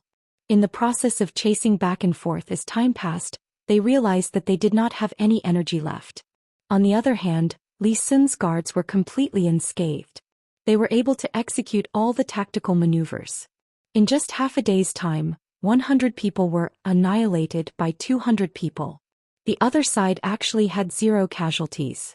One of Old Man Pai's team angrily found Zhang Xiaobao and Wang Wan and said to the two of them, "Young master, young lady, this is not fair. They have more people and we have fewer people. 200 against 100 people, of course the 100 people will lose." You think so? Good, you have the guts to say what is in your heart. You deserve praise. You guys take a rest first. At the same time, you are responsible for Mai and Cuckoo's protection work. Let the others continue to train. After 4 hours, the protection team that has finished training will not do any rest and will directly fight against your 100 people. What if you still lose? Zhang Xiaobao did not expect that someone would find an excuse for himself. During a battle, who cared how many people you had? You were just one person and the other side would still fight. It was just 2 times the number. How many? In history there were so many battles where fewer people won. It was not about who had more people. If it was about the number of people, then it would be simple. The 100 people were indeed tired and wanted to have a good rest. They thought that it would be easier to guard Zhang Xiaobao and Wang Wan. Therefore that person said on behalf of everyone, "If we lose again, we will be punished with 50 strokes of the military rod." No need. It hurts so much when the military rod hits the body. I won't hit you. After you lose, you will help out when you go back. No matter what work you are given, you are not allowed to be picky. Even if I ask you to jump into a cesspool to catch maggots, you have to catch enough for me. Otherwise I will talk to Grandpa Bai. Zhang Xiaobao usually could not command people like them. Now that he finally had the chance, how could he not take advantage of it? This person agreed without thinking. After all, they had never fought against the people from the seedling protection team. Usually they only heard about how powerful they were. No matter how powerful they were, they only had 1 nose and 2 eyes. He did not believe that 100 people could not take care of 50 people. The job of the guards changed. The people from the seedling protection team went to fight against the 200 people from Li Sun's guards. These 100 people wanted to follow Zhang Xiaobao and Wang Wan to have a good rest. However, Zhang Xiaobao did not intend to let them relax now. If he did not teach them a good lesson, they would not be obedient in the future. In the army, strength was the most important thing. Thinking of this, Zhang Xiaobao said to the 100 people, "How about this? It's boring to be idle. Cuckoo and I will run 100 steps forward and then hide. You guys find me in Cuckoo. How about it? Just treat it as hide and seek." Wang Wan was happy when she heard this. In the past, when she was at home, she could only find a suitable place to exercise, but she could not play as well as she did today. At home, she had to pretend to be dignified when she met others. Today it was really exciting to cooperate with Zhang Xiaobao and play hide-and-seek with 100 people. She said happily, "Let's do it this way. I'll leave you 2 binoculars. You can use them. You have 2 hours. If you catch them, you will be rewarded with 10 strings of coins. If you don't catch them, you will be rewarded with 10 strings of coins. Is there any objection?" The 100 people looked at the height of Zhang Xiaobao and Wang Wan and thought about their age. They did not take it to heart at all. They nodded and agreed, ready to earn 10 strings of coins. One by one, they rubbed their hands and waited for Zhang Xiaobao and Wang Wan to run away. Zhang Xiaobao and Wang Wan looked at the surrounding environment, chose a direction and ran out holding hands. After running 100 steps, they shouted, "Okay, you can come and catch us. As long as you catch us, I will give you 10 strings of coins." The 100 people were excited. They did not need binoculars at all. They could see the clear figures of Zhang Xiaobao and Wang Wan now. It was just that there were more trees, so it was nothing. They spread out and surrounded them in case Zhang Xiaobao and Wang Wan ran away. In this way, the 100 people began to play hide and seek. The figures of Zhang Xiaobao and Wang Wan appeared in front of them from time to time, but when they reached the place, they found that they were still so far away. They did not know how the 2 children could run so fast. As they ran, the 100 people found that one person in front of them was missing. Wang Wan was gone and only Zhang Xiaobao was left. This time they were confused. Just now they wanted to catch Wang Wan, but they did not know when she had hidden. The person who complained at the beginning quickly ordered 50 people to look for Wang Wan on the way here. He thought that Wang Wan had hidden while the others were not paying attention, and the remaining 50 people continued to chase Zhang Xiaobao. The more they chased, the more trees there were. If it were not for Zhang Xiaobao's figure flashing from time to time, they really could not find him. This chase went on for an hour. The 100 people who had not had a chance to rest finally felt a little tired. However, they were not willing to take out 10 strings of coins for nothing, so they could only grit their teeth and continue to chase. After chasing for about a quarter of an hour, the person who complained first gestured for the 50 people to stop. He pointed to a place in front of them. There was a big tree there, and beside the tree a corner of clothes could be seen. If one did not look carefully, they would not be able to see it. Be careful. Surround it and surround this place. We finally caught one. I don't know if the people on the other side have caught one. It's better to catch one than not to catch one. When the time comes, it will be hard to determine the winner, so we don't have to worry about taking out 10 strings of coins. The person whispered to the others. The crowd began to disperse and slowly surrounded the place. When the encirclement was successful, the 50 people shouted happily and rushed over. However, when they came close, everyone was dumbfounded. There was only one piece of Zhang Xiaobao's clothes here. It was held up by a stick, and from the angle they found it, there was a corner of it. There was also a piece of paper stuck to the clothes with a few words written on it. Remember to bring my clothes back. Otherwise, it won't be as simple as 10 strings of coins. What do we do? A person in the team asked. Chase. Pay attention to your feet and look for traces. The person who complained felt that he was sweating uncontrollably. He clearly saw Zhang Xiaobao running over, so how did he disappear in the blink of an eye? The 50 people began to look for traces on the ground again. If they hadn't surrounded him and ran in such a chaotic manner, they might have had a chance to find him. But now, no matter which direction they looked in, it seemed to be in the direction Zhang Xiaobao had left. The 50 people split up again to look for him, but the result was obvious. When Zhang Xiaobao was escaping, he had police dogs. Even so, they couldn't catch him, let alone the 50 of them. These 50 people couldn't find him, and the 50 people who were searching for Wang Wan were also at a loss. Where was Wang Wan? The 50 people discussed for a while and decided that Wang Wan was still with Zhang Xiaobao. They decided to meet up with the 50 people in front of them first. When the 100 people successfully met up, Zhang Xiaobao and Wang Wan were eating at the place where they first came out. We made a profit. 10 strings of cash per person, so 100 people will have 1,000 strings of cash. That's enough to do a lot of things. Xiaobao, do you think they can take out the 10 strings of cash per person? Wang Wan sat there and leaned her head on Zhang Xiaobao's shoulder. She ate a hazelnut as she asked Zhang Xiaobao. Zhang Xiaobao held a fruit that he had just plucked. He didn't care that it was so sour that his teeth were about to fall out. He ate it in small bites and replied, "They probably can. They don't usually have much to spend. Their meals are all ours. Just as well. We'll treat the 1,000 strings of cash as food money. If there's a chance in the future, organize a few more such activities. We can't let them take advantage of us for nothing." Then tell me, how do you think Grandpa Bai and Grandpa Yao will treat them when they know about this? Wang Wan stuffed a hazelnut into Zhang Xiaobao's hand. That's none of our business. Or we can help them keep it a secret and let them get all of Grandpa Bai's and Grandpa Yao's guards to play hide-and-seek with us. It's still 10 strings of cash.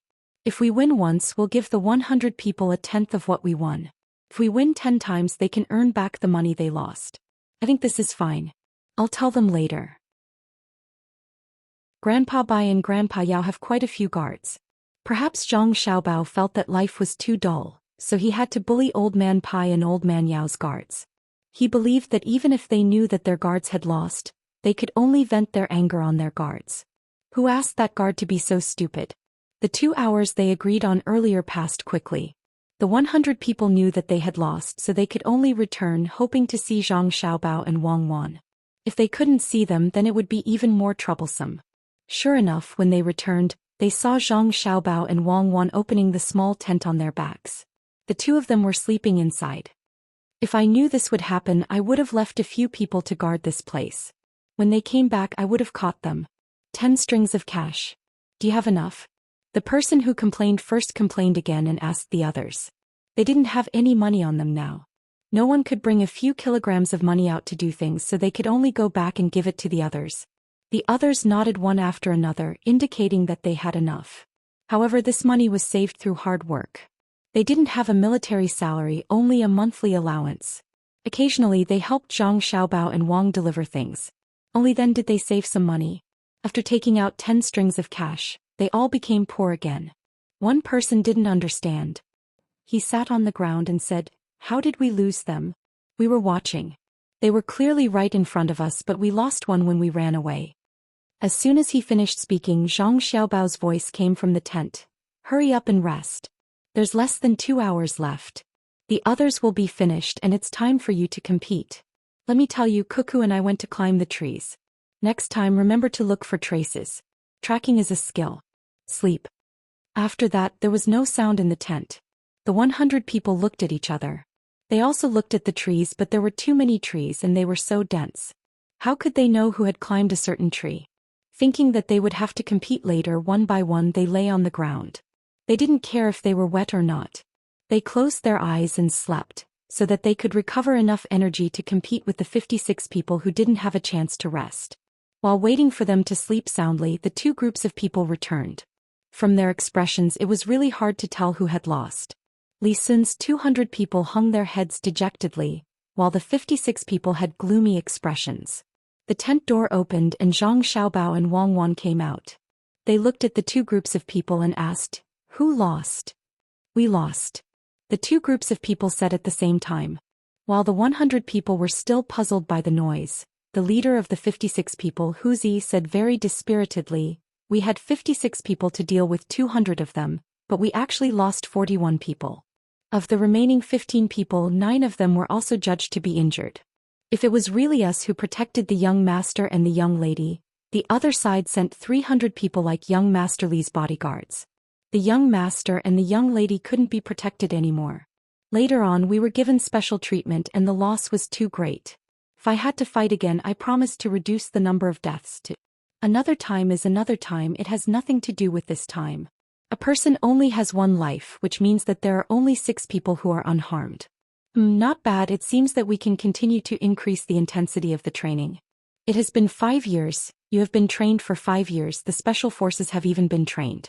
Drink some water, we will go against the 100 of them again soon. 7 minutes to prepare." Zhang Xiaobao was very dissatisfied with the data. The 56 people were trained bit by bit according to the training method of the special forces. After 5 years they actually got such a result. What was the special forces? They were the existence that could take the enemy's general's head from thousands of miles away. Using the special forces there could only be one result. Alright. After all, the training methods we've summarized aren't very scientific. We'll take it slow in the future. Let them accumulate more experience first. When the next batch of people is in place, we'll select them bit by bit. They're directly incorporated into the team. Normal special forces selection is 1 in a million. Wang Wan mediated at the side. Then she looked at Li Sun's 200 people. These 200 people were now speechless. They had also received training when they were in Luzhou. When they became the guards of the prince's mansion, they were selected again and again. In the end, after a fight, they were all defeated. 200 people against 56 people. Before they could feel sad, the other side had already felt sad. At this time it was useless to say anything. It was embarrassing. When the young master found out, they did not know what kind of punishment they would face.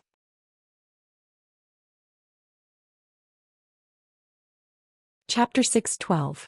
After resting for a while, the 56 people who were full of anger and the 100 people who were also uncomfortable ran out to fight again. At this time the 100 people were very careful. They finally understood what the 56 people represented. They were the glory of the Zhang family and the Wang family. They defeated the 200 people they had defeated. Even if they didn't rest, they might not be able to win. As for what the 56 people said, they couldn't guarantee the safety of the young master and young lady because the other side had 300 people. They didn't believe it. They were exactly 100 people. They were fooled just now. If they lost again this time, they estimated that they would need at least 500 guards like Commandery Prince Li to catch the young master and young lady who were protected by the 56 people. It was no wonder that Zhang Zhong let the young master and young lady out. It turned out that the 100 people who chased after them were the weakest. They were 100 steps ahead of them, but they couldn't even catch the 2 children. Who else in the country could threaten the young master and young lady? There was no need to mention the result of the confrontation between the 100 people who were scared before the battle and the 56 people who were waiting to vent their anger. 4 of the 56 people died, while the 6 people who were affected by the battle ended up completely annihilating the 100 people. This was under the rule that they had the same weapons. If they had used the weapons specially prepared by the young master and young lady, they believed that there would be no problem in killing the 300 people. Well, it was just in the forest. In order to help the guards of Grandpa Bai and Grandpa Yao improve, Zhang Xiaobao and Wang Wan also specially taught them tactics, the application of terrain, camouflage and psychology. Even though the 56 people and Li Sun's 200 people had already learned, they also listened carefully. This was because the young master and young lady would add new content in every lesson. Even if the general idea was the same, the details were absolutely different. There were also examples that the two people found somewhere. It was the first time that the 100 people of Old Man Pai and Old Man Yao had listened to such a lesson. The more they listened, the more shocked they were. At this time, they understood that they didn't lose unjustly. While they were slowly exploring, the other side had already formed a whole set of theories. Especially the psychology part, the analysis of human nature made people tremble. Thinking back to himself, that was indeed what he was thinking at that time. Even his thoughts had been grasped by others, how could he not lose? That's all for today's class. In a while we'll massage each other to relieve fatigue. After eating, have a good rest. At the same time, think about what you've learned today. In the next class tomorrow night, I'm going to talk about how to adjust your rhythm when you're tired and excited. Cuckoo will explain it to you. Excitement is the cause of body control errors. Class dismissed. Zhang Xiaobao threw away the stick that was used as a pointer and said to the crowd, "Whoosh." Li Sun's 200 bodyguards and 56 members of Squad 0 stood up at the same time and respectfully bowed to Zhang Xiaobao and Wang Wan. Their uniform movements shocked the 100 people. They had never seen others act like this before. Today was an eye-opener. They were indeed different. They had actually secretly learned so many things. It seemed that they had to go back and tell Master that they didn't take out the good stuff. Just as the 100 people had such thoughts, Zhang Xiaobao opened his mouth again and said to them, "Go back and tell Grandpa Bai and Grandpa Yao that I, Xiaobao, said that if they want to train military officers, they should arrange for smart people to come over. I will only say the same thing once with Cuckoo. Learn as much as you can and don't answer any more questions after class. Cuckoo and I don't have time for that. Also, the most important thing is that they have to be literate. If they don't understand, don't blame others. We will only teach 100 people at a time. The quota is limited, so you have to cherish it. Yes, all of you just tell the truth. If anyone dares to mix their emotions in, don't blame me and Cuckoo for being rude." The 100 people were scared out of their wits. How did he know when they had just had such thoughts? Furthermore, he had even mentioned all the details. After Zhang Xiaobao and Wang Wan finished their lessons, they began to rest. During this period of time, the two of them wanted to train everyone, especially Grandpa Bai and Grandpa Yao's people, so that they would be useful in the future. During the days when Zhang Xiaobao and Wang Wan were training people, the people in the various strongholds in Wing Prefecture were busy picking fruits. No matter how far away they were, they all received the news. Countless fruits were sent to the prefecture in Wing Prefecture. The craftsmen from outside also burned many large vats to ferment the fruits. A portion of the charcoal that Zhang Xiaobao had people purchase earlier was used to turn the red pond into white sugar. After that, it was processed into rock sugar so that it could be used to make wine together with the fruits. When this portion of charcoal was delivered, Old Man Pai and the other two were puzzled. When did they buy the charcoal? In the end, after asking around, they found out that they had already been purchasing charcoal when the fleet was sailing on the river. After obtaining this result, the three old men fell into a daze again. This is impossible. Absolutely impossible. Unless they have an immortal in their family.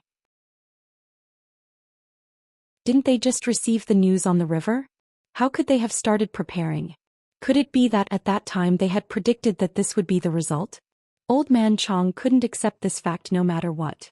Old Man Pai clearly knew that the Zhang family was magical, but he couldn't help but be shocked again. When he got on the ship, he told Xiaobao and Cuckoo about this mission. At that time, they also told the Zhang family that they couldn't find an expert. In a short period of time, the provisions were prepared and the transportation problem was solved. This was already shocking enough, but this time they even considered the current situation. What was wrong with their heads? They had calculated to this extent.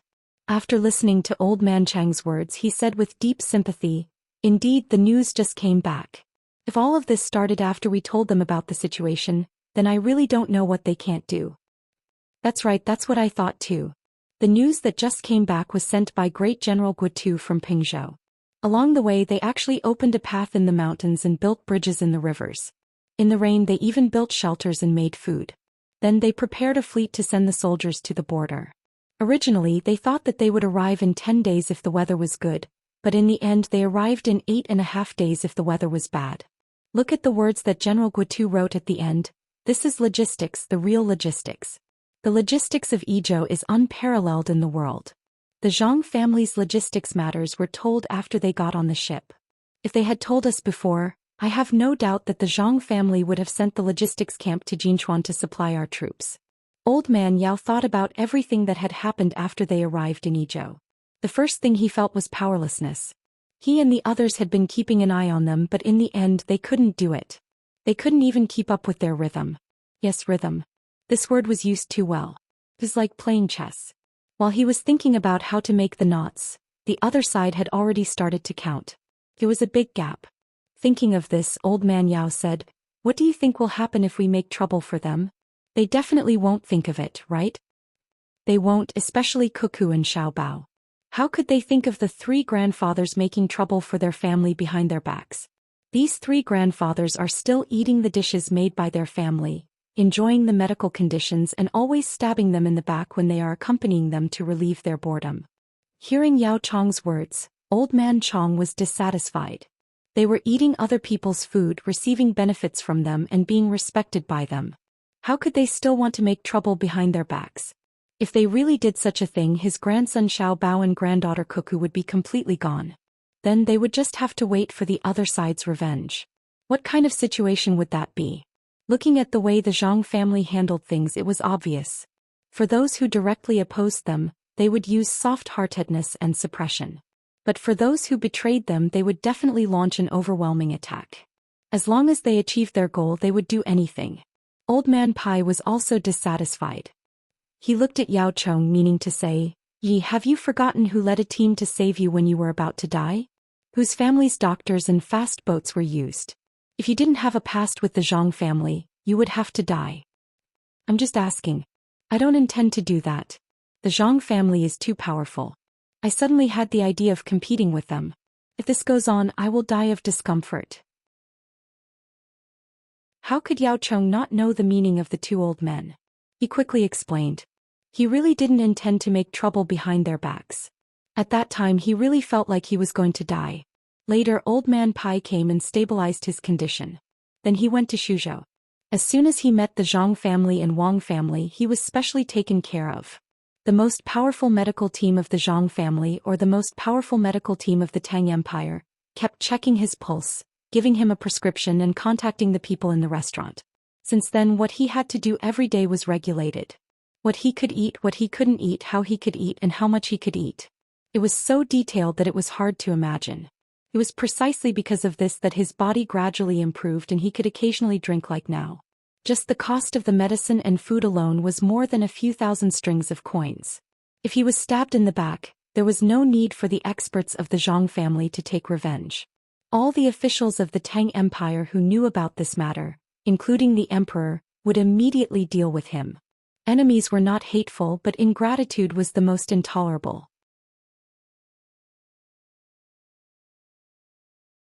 Chapter 6:13. They collected a lot of fruits and shipped them out in batches while they were fermenting. They were sent to the outside and sent to the capital by ship to continue fermenting there. When Zhang Zhong saw that most of the fruits had been picked and the local people had exchanged for the necessities they needed, he gathered the chiefs of the strongholds to drink and have fun with them. The chiefs of the strongholds were quite satisfied with Zhang Zhong, the new official. He didn't use his official status to pressure them like the other officials. Of course, they weren't afraid of him. During the days when Zhang Zhong was here, he was like a brother to the locals.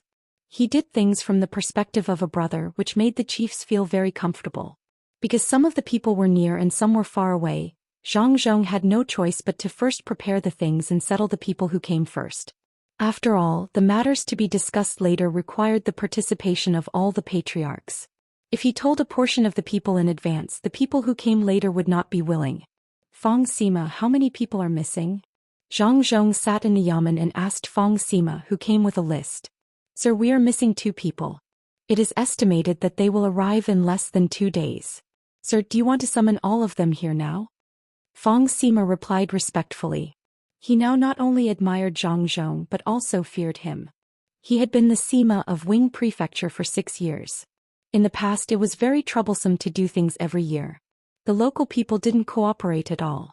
He didn't dare to scare them. If he didn't scare them it would be easy for them to rebel. When Zhang Zhong came he thought that Zhang Zhong would do the same thing as him. When it came to collecting tribute he would go to each stronghold to discuss it. Who knew that this was not the case at all? Zhang Zhong came here to have fun and he even built a good relationship with the local people while he was having fun.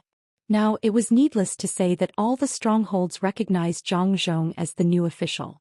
From this, it could be seen that the Zhang family was not only good at business but also as officials. His son had indeed found a good place in the academy. He could not afford to offend him. Even if this Zhang Zhong was much younger than him he still had to look up to him. Otherwise he would lose his chance. Fong Sima had been warning himself like this for the past few days to avoid making a mistake and provoking Zhang Zhong's displeasure. Zhang Zhong also wrote a letter back because of his relationship with Fong Sima. He asked the people there to take care of Fong Sima's son. It would be best if he could become a jinshi and get a high position. Zhang Zhong shook his head and said, "No, even if it's just one person we have to wait for him. If something happens to him on the way I'll have to go and ask him personally. Then we'll have to wait for another person from the stronghold to come here and discuss this matter. What about the limestone that I asked you to purchase under the name of the government? That's the key to the success or failure of this matter. We can't be careless. Sir, it's all ready. The people who took the job are burning it. If we don't give them the money now they'll be worried. This is not the first time they've asked someone to tell me. Should we give them some benefits first?" Fong Sima didn't understand why Zhang Zhong wanted to buy so much limestone. He asked people to burn it and he also asked people to pick it. He even used the government's name to buy it. Even now he still owed money. If it was a normal business he would have stopped doing it long ago. Zhang Zhong was not worried at all. He said to Fong Sima, "Don't worry. If anyone wants to quit, tell them to send the finished goods over and pay immediately. But they won't use their goods in the future. Let's see how many people can stay in the end." "Sir, where do we get the money from?" Fong Sima did not think that the manor could take out the money. "Of course it's from my family. There's no need for the rest. It's better to use the government's means to solve the problem. Now I understand that as long as it's not necessary to use my family's money, I won't use it." Zhang Zhong was going to experiment with his idea in Wing Prefecture. That was, his family would not easily invest money in it unless they had no other choice. After everything was arranged properly, the 2 human leaders who had arrived late had finally arrived. The meeting could begin. Old Man Pai and the other 2 also came to join in the fun. They wanted to see what other tricks the Zhang family had. At the same time they wanted to verify their own guesses. Sometimes this kind of game was really interesting even if they guessed wrong. One by one the patriarchs sat in the hall, waiting for Zhang Zhong's arrival. At this time they did not have the usual idea of calling each other brothers. After all, Zhang Zhong invited them in the name of the government. Of course it was different. In the past if anyone dared to invite them in the name of the government, they would not come. They would be lucky if they did not fall out with him. But now they did not feel disgusted with Zhang Zhong at all. Zhang Zhong had brought them a lot of benefits, especially the hospitals in the city. Many people had been treated after they came here. In addition, they collected fruits and exchanged goods with the shops. The lives of the 4,000 or so people in Wing Prefecture were much better. Not to mention other things, they could eat salt every day for every meal. Compared to the past, it was really unbearable to look back on. Zhang Zhong did not make any long-winded speech. He directly told them his plan, which was a part of the plan left by his son. Yes, a part. After this, there would be more. It was the kind of plan that was closely linked. He had not seen it for a long time. This time it finally appeared again. Old Man Pai and the other 2 also listened carefully. There was not much content. It was very simple. It was to build a dam in a place that was suitable for each village. It did not need to be big, just small ones. They would store the snow water on the mountain. The materials for building the dam had been prepared. As long as the patriarchs agreed, it could be implemented in a few days. This should be to burn the cement locally. It is estimated that after it is burned, the place will be flattened immediately. This secret cannot be leaked out. Old man Zhang held a glass of wine in his hand and took small sips as he spoke. His wine was not for him to drink casually. Old man Bai and Old man Yao did not have the medicinal wine that was specially prepared for him. The main reason was that he had always practiced hard skills in the past and did not take care of his body. When he was older and in such an environment, his joints could not take it anymore. The pain could no longer be alleviated according to the treatment methods in the past. Fortunately, there was a good person in the medical team of the Zhang family who wrote a new prescription. That was to drink half a liter of ant wine a day. The alcohol content was not high, but it was pure grain wine. With hot water packs and massage, the pain was not so bad yesterday. He continued to drink today. Old man Pai also wanted to drink but was stopped. He could only stare. When he heard Old man Chang's words, he said, "We all know that we need to use cement, but the question is what to do next. What is the purpose of building a dam? Storing water and then irrigating it. This is something that everyone can understand. It is definitely not the Zhang family's way of doing things. I understand now. If you want to know what the Zhang family is going to do, you have to think about it in an abnormal way. The more you think about it, the closer you are to the truth. In my opinion, the Zhang family is building a dam here. First, it is not entirely for irrigation, and second, it is not entirely for the purpose of raising fish and shrimp. This is the most correct consideration in the eyes of others, but it is not suitable for the Zhang family. Think about it, other than these two, what else can the dam be used for? What else can it be used for? It is convenient to wash clothes, they don't have to find a river, and they don't have to dig a well to draw water. Does that count? Old man Yao also agreed with Old man Pai. If the Zhang family's plan was so easy to guess, then the Zhang family was not the Zhang family. That would be disappointing. That counts as one, but I don't think it is possible. The Zhang family is not stupid. They would spend a lot of money to build a dam to make it convenient for others to wash clothes. I think they will put a boat on it and wait for tourists to come, Old man Chang added. Old man Pai was now confident. He said to the two of them, "After listening to you, I know that the Zhang family will not build a dam specifically for irrigation. They will not raise fish, wash clothes, or boat. I have concluded that whatever other people can think of is not the Zhang family's main purpose." Then why not? Old man Chang asked. For example, we know that charcoal is used to filter sugar. That is definitely not the most important step. Otherwise, why would the Zhang family only use a part of the charcoal they bought? They even bought it in advance. Could it be that they did not think that the wood here can also be used to burn charcoal? It is not possible that they prepared it for skiing. Old man Pai believed in his intuition and said with certainty. Just as the three old men kept guessing and denying, Zhang Zhong had finished the arrangements. All the chiefs of the strongholds agreed with Zhang Zhong's idea. It was not that they thought it was a good idea, nor was it because of Zhang Zhong's official position. It was because they felt that since their brother had brought up this matter, they had to give him face no matter what. Anyway, they did not have to pay for it. They just had to put in some effort. When the time came, they would benefit. If they did not do it well, they would help their brother. They could not be laughed at by outsiders. Since their brother was an official here, they had to support him. They had to let the people who wanted to see a joke know that their brother's words represented the people of Idyll. It was a very simple way of thinking. Regardless of the result, whether it was right or wrong, once Zhang Zhong brought up the matter, they would do it. This was because they all regarded Zhang Zhong as a brother. Zhang Zhong also understood their thinking. His son's plan was based on this. He said that the local people were actually the best people. If the official did not do well, it was the official's problem. The local people could be summarized in the simplest words. If the king treats me like a country scholar, I will repay him like a country scholar. When you treated them as brothers and sisters, they also treated you as a brother. When you wanted to use the identity of an official to suppress them, then you just had to wait. In the face of such a situation, if you wanted to use the army to solve it, you would know that the people were not afraid of death. You could only use death to scare them. Zhang Zhong succeeded. He was the first person, other than Zhuge Liang, to be recognized by people as a non-ethnic person. This was because he had the people in his heart. After arranging everything, the details and follow-up matters would be slowly told to each clan leader in the future. Zhang Zhong took this opportunity to have a good time with everyone. Therefore, wine and meat were prepared. In the inner courtyard of the Zhang family, Xiao Hongchen who was singing and dancing, and the night was long without dawn. Everyone spent a night that they had never had before. Everyone was present. It was worth remembering.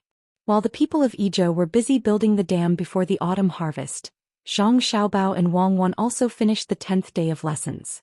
Just as the two of them were preparing to continue the training, Peng Zhou suddenly sent someone to deliver a message.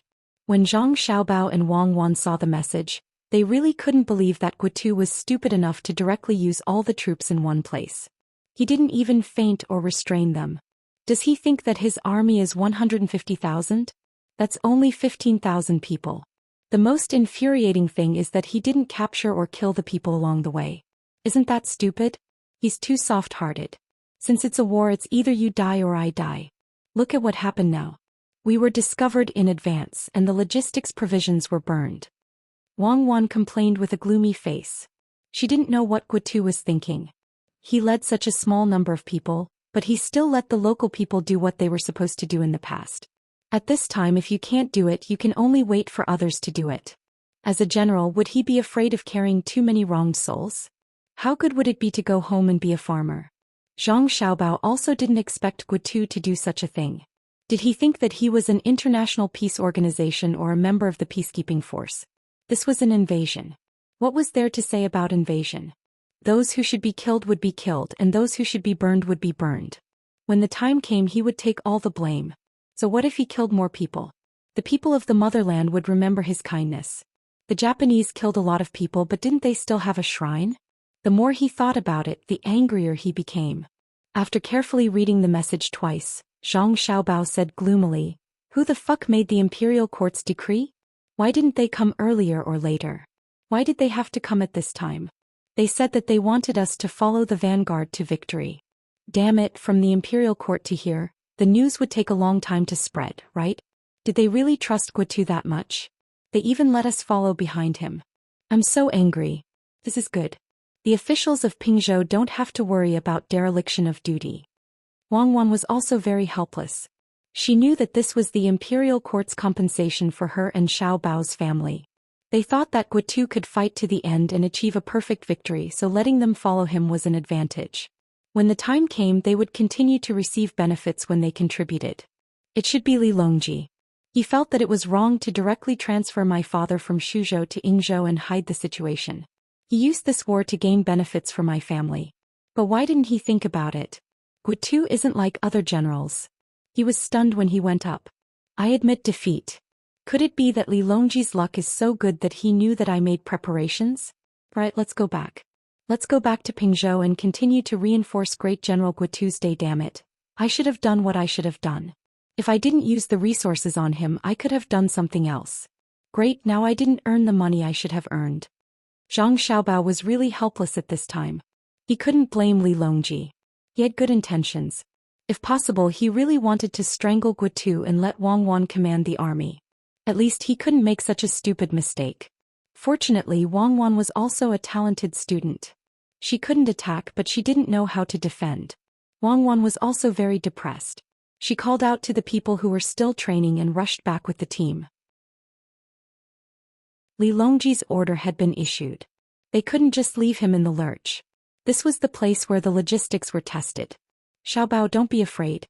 When we resisted the United States and aided Korea, we received the most classic strangulation tactic used by the United States Air Force. We survived, so why should we be afraid of the current tubo? Wang Wan comforted Zhang Xiaobao.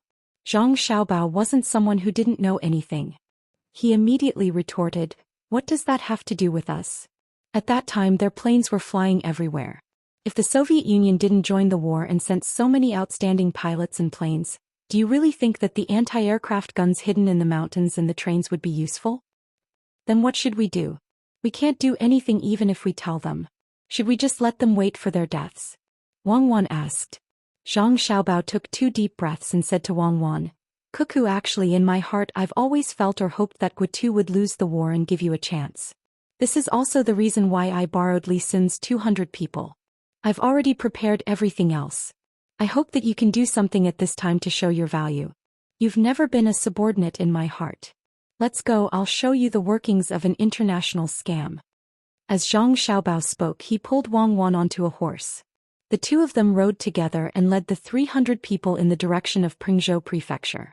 It took them more than 2 hours to reach their destination. The people in the inner courtyard had already prepared everything according to Zhang Xiaobao's instructions. Wang Wan looked at the things Zhang Xiaobao prepared behind her back and couldn't say a word. Everything in front of her was prepared for her by Zhang Xiaobao to show her value. If he didn't need it, he would immediately go into hiding. But now that he needed it, she didn't need to worry about the equipment. As long as she prepared the battle strategy well, everything would be fine. Xiaobao, these things? These things are prepared for the female general in my heart. Right now, you're no longer a member of the Special Second Division, nor are you China's overlord Flower. You're a general who commands thousands of soldiers and horses. Take out everything you've learned before and the battle strategy you've slowly figured out after coming here. Let me see the battle strategy that gathered the wisdom of generations of people. At this moment, Zhang Xiaobao felt that this was the most successful moment of his life. He prepared everything for Wang Wan so that Wang Wan could achieve her dreams, instead of standing behind him as an obedient woman. Wang Wan planted a big kiss on Zhang Xiaobao's face and changed into the armor that Zhang Xiaobao prepared for her. She waved her spear and shouted at the 300 people who were equally shocked. Let's go and reinforce the front lines. Logistics camp, follow me. The 300 people now knew what they had to do. They also flipped onto the backs of the prepared horses, picked up their weapons and led the supply and medical teams behind them to follow Wang Wan and Zhang Xiaobao. While the Pingzhou officials were still in a daze, they rushed out of the pass and headed for Guitu's troops who were blocked on the mountain.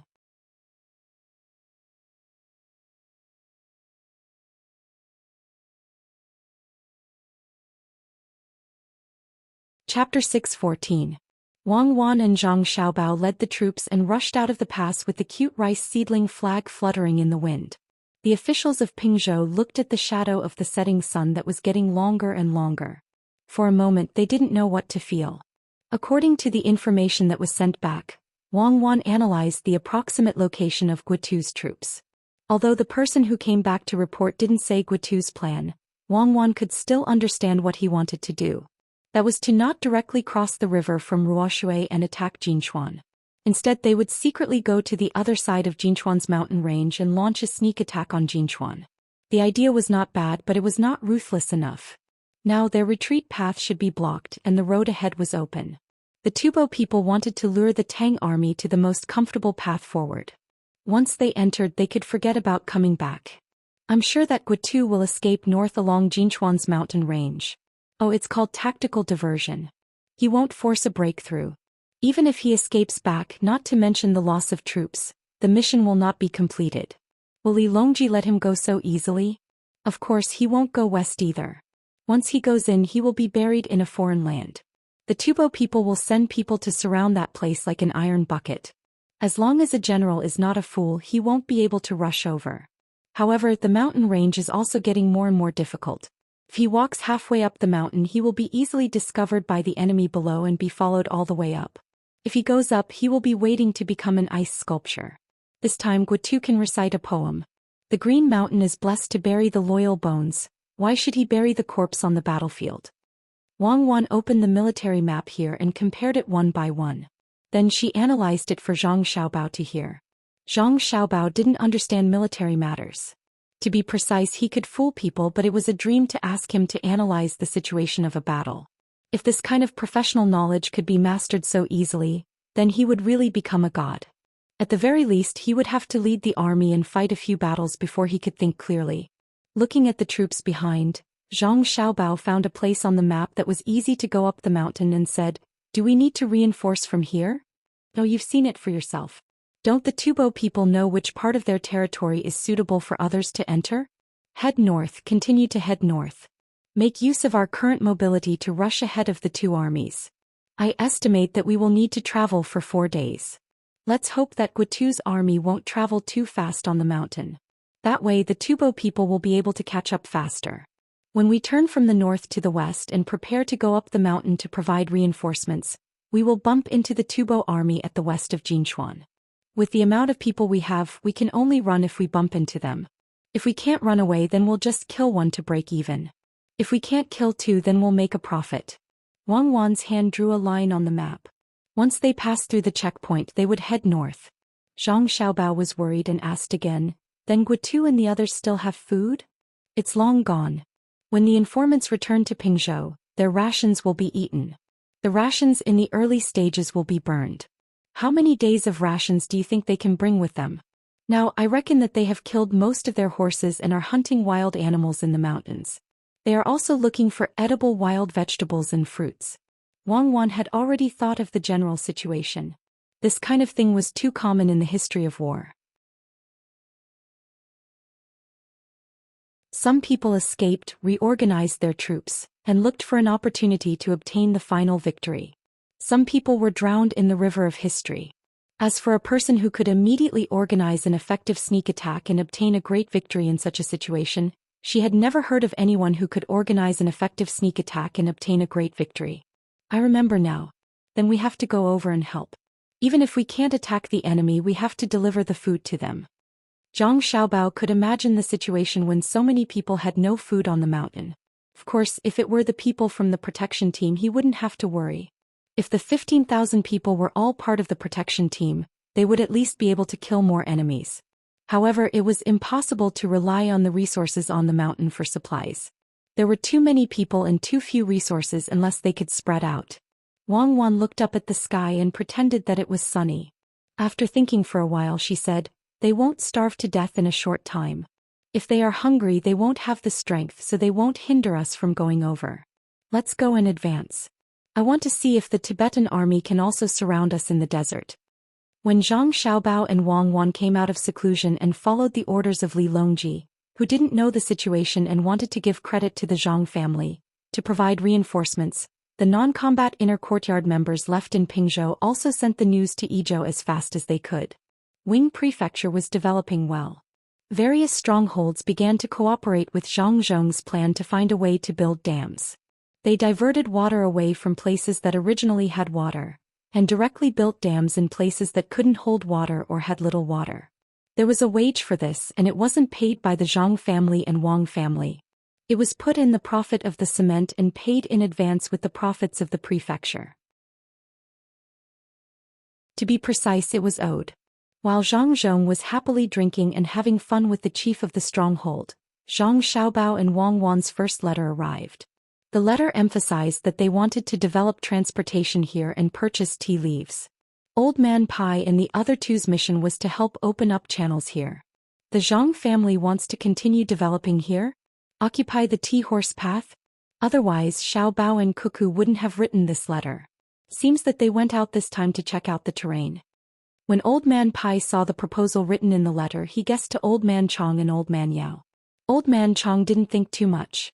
When he heard Old Man Pai's words, he said happily, "That's really good. The Zhang family can finally make more money. Otherwise they will keep throwing money in. That's not good." Old Man Yao thought more deeply. He stared at the letter and said, "The Zhang family's plan is good, but we can't let them occupy this trade route. If they do, their family's power will spread here. The people in the imperial court and even the emperor won't agree. The trading area here must be occupied by various local forces. Then the imperial court can collect taxes with peace of mind. If the Zhang family is given to them, no matter how much tax they pay, they won't feel at ease." That's right. The Zhang family is giving the imperial court a difficult problem. If they are not allowed to carry out the tea horse trade here, then the money owed to them will have to be returned to them. But I always feel that things are not that simple. Don't they know that doing business here will make people worry? Look at what it says. It says that they want to find some local people who aren't afraid of the cold to work on the snow mountain. It's best if they can stay on the mountain for 10 to 15 days. Don't you think it's strange? If they want to find people to stay at the ski resort, why do they have to deliberately emphasize it? Old Man Pai was analyzing again. He was used to the Zhang family's way of doing things. It was one thing to let people watch, but it was another thing to actually achieve the goal. No one could guess what the Zhang family's ultimate goal was. It was precisely because of this that many people liked to play guessing games with the Zhang family. Even if they had never guessed correctly, sometimes it was very interesting to know the Zhang family's thoughts in advance, or to find some obstacles for the Zhang family. Old man Chong saw the two of them talking so mysteriously, so he said in annoyance, "Who cares what they want to do? When the time comes, it'll be fine as long as we don't agree. When the war is over, we'll know what the Zhang family's plan is. If they want oranges, we'll give them dates. I understand what you mean and what the imperial court is thinking. That is, we can't do everything according to the Zhang family's plan. It's easy for things to go wrong, and they have to mess up what was going smoothly for the Zhang family." Old man Chong now understood. The Zhang family was too powerful, so those who truly cared about national affairs couldn't give the Zhang family too much freedom. Otherwise, it would be difficult to control them in the future. "I'm just afraid that the Zhang family's plan isn't so simple. They set one trap after another, making people confused. They don't know what the Zhang family's final plan is. Even if the Zhang family and Wang family are given the official positions they deserve, they can't relax. After being set up once with the Zhang family's strong personality, they won't be able to get back at them. Think about it again. Things won't be so simple. When they really find out, it'll be difficult to stop them. Unless they arrest everyone in the Zhang family, the emperor won't do something like that that would destroy the Great Wall." Old Man Pai was still carefully reading the contents of the letter, trying to get some inspiration from it. Old man Chong couldn't think of anything, so he sat on the side and drank tea alone. Old man Yao frowned and tried hard to put himself in the Zhang family's shoes. This was a new term that he had learned. It was called thinking from another's perspective, and it was very helpful. Zhang Zhong also thought about his son and daughter-in-law's plan. He also couldn't understand why they would send back a letter that everyone could see at this time. It was as if they were afraid that Old Man Pai and the other two wouldn't know, so they specifically wrote details for the three of them to help. Compared to Old Man Bai and the other two, Zhang Zhong was not willing to spend more effort. Regardless of whether his son and daughter-in-law were scheming against others or if they really wanted to earn more money, as long as they followed the instructions in the letter, they would definitely not go wrong. Thus, Zhang Zhong began to look for suitable people in the area and around to sign a contract. When the time came, he would cooperate with his son and daughter-in-law. 4 days later, Zhang Xiaobao and Wang Wan finally arrived at the place that Wang Wan had thought of. After resting for a while, they began to move towards the mountains in the west. Along the way, whenever they encountered a village, they would try to avoid the big ones and kill all the small ones. Zhang Xiaobao and Wang Wan even personally killed a few people. It would be a lie to say that it wasn't painful to watch one life after another disappear in front of their eyes. Fortunately, the two of them already knew the cruelty of war. Rather than exposing themselves and losing their lives, it was better to let others die. Not only the two of them, but even Old Man Pai, Old Man Yao, Li Sun's bodyguards and the people from the seedling protection team had to see blood on their hands. Zhang Xiaobao and Wang Wan also had to temporarily act as mentors and give psychological counseling to the people who killed. They didn't want the people they brought along to end up like the American soldiers from more than 100 years ago who returned home after fighting in the Korean War and suffered from many sequelae. According to the records, when the People's Liberation Army was under the sound of the charging horn, it was a kind of suicidal charge. The horn didn't stop and they continued to charge, causing great psychological pressure to the American soldiers. Many people didn't even dare to listen to the sound of car horns when they returned home. The People's Liberation Army, who had fought many wars, had fewer sequelae. The main reason was because of the existence of mentors, who could also be said to be battlefield psychologists. They turned killing in war into an existence that protected their beliefs. Through various means, they let the soldiers know that they were right to kill and that it was wrong to not kill. The effect was quite good. Now Zhang Xiaobao and Wang Wan were like this. They repeatedly emphasized how the people of Wangjiang died and how miserable they were when they died. They also said how arrogant the people of Tubo were. They were clearly asking for peace, but they actually said it in the tone of a victorious country. Moreover, they were always attacking the border. Under such psychological counseling, more than 300 people finally got used to killing people bit by bit. Even Zhang Xiaobao and Wang Wan seemed to feel that they were right to kill even if they killed civilians. Since their civilians support their political system, then they have to bear the consequences and responsibilities accordingly. Especially when Guotu let them go, they still went to report. This shows that they are not ordinary civilians. Zhang Xiaobao continued to give ideological guidance during the night's rest. He said this to more than 300 people who had personally participated in the killing. In his heart he was thinking about the information he learned in the past. During the Sino-Vietnamese War, the Vietnamese civilians wrapped explosives around their bodies to blow people up. He used this to make himself feel less uncomfortable. When more than 300 people were thinking the same, Zhang Xiaobao turned his head to look at Wang Wan. Seeing that Wang Wan's expression was very calm, he could not help but admire her. It seemed that he was not as good as Wang Wan in this aspect. Even though he had killed many people in the past, after all, the people he killed were people who he thought deserved to die. At that time his thoughts were very simple. Since the law was a weapon to protect everyone, then when this weapon was used he should use other means to protect the justice emphasized by society. Wang Wan saw Zhang Xiaobao looking over, smiled and said, "Are you still not feeling well?" "Actually, it's nothing.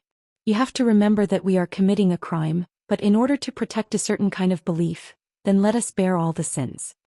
"Oh, it's not that bad. I just feel a little unaccustomed to suddenly participating in a war. In the past it was others who killed people. This time I will do it myself. Give me some time to get used to it." How could Zhang Xiaobao admit that he could not do it? He really admired the criminals who robbed and killed people. They were too good, especially serial criminals. How could they do it to their own people? He felt a little pity for the people who were still not feeling well. "Then eat some more food, especially the half-cooked meat. While eating, think about the bloody scene of killing. To be honest, I have killed many people, but most of them were with guns. Many people will not wait for you to catch them. They will run to the mountains or the corners of the city. You have to catch them. If they resist, then you can't be killed by them." I also had nightmares at that time, but later on my family told me, especially my grandfather. He said that soldiers in war are not only the ruler's tools, but also the ruler's wealth. There is no ruler who does not want their people to live a good life, but some people are not capable, so the result is different. The development of human beings has never been separated from war. No matter what kind of flag is raised, the world's peace is always maintained by force. Even animals are like this, so how can humans not be compared to animals? Wang Wan began to counsel Zhang Xiaobao. Perhaps she was also comforting herself. When people did something, they always had to find a reason for themselves, even if it seemed so weak. Everyone spent the night resting. Needless to say, with the help of psychological counseling, everyone slept soundly. Tomorrow was the day they would enter the mountains. How well they slept tonight would have a huge impact on tomorrow's operation. Early the next morning, everyone got up in a hurry. After eating a half-full breakfast, they sped up their pace. When it was almost evening, everyone finally saw the mountain range in front of them. If it was not for the map, no one would know how long this mountain range was. It looked like there was no end to it. At this time, Wang Wan did not let the small supply team continue to follow them.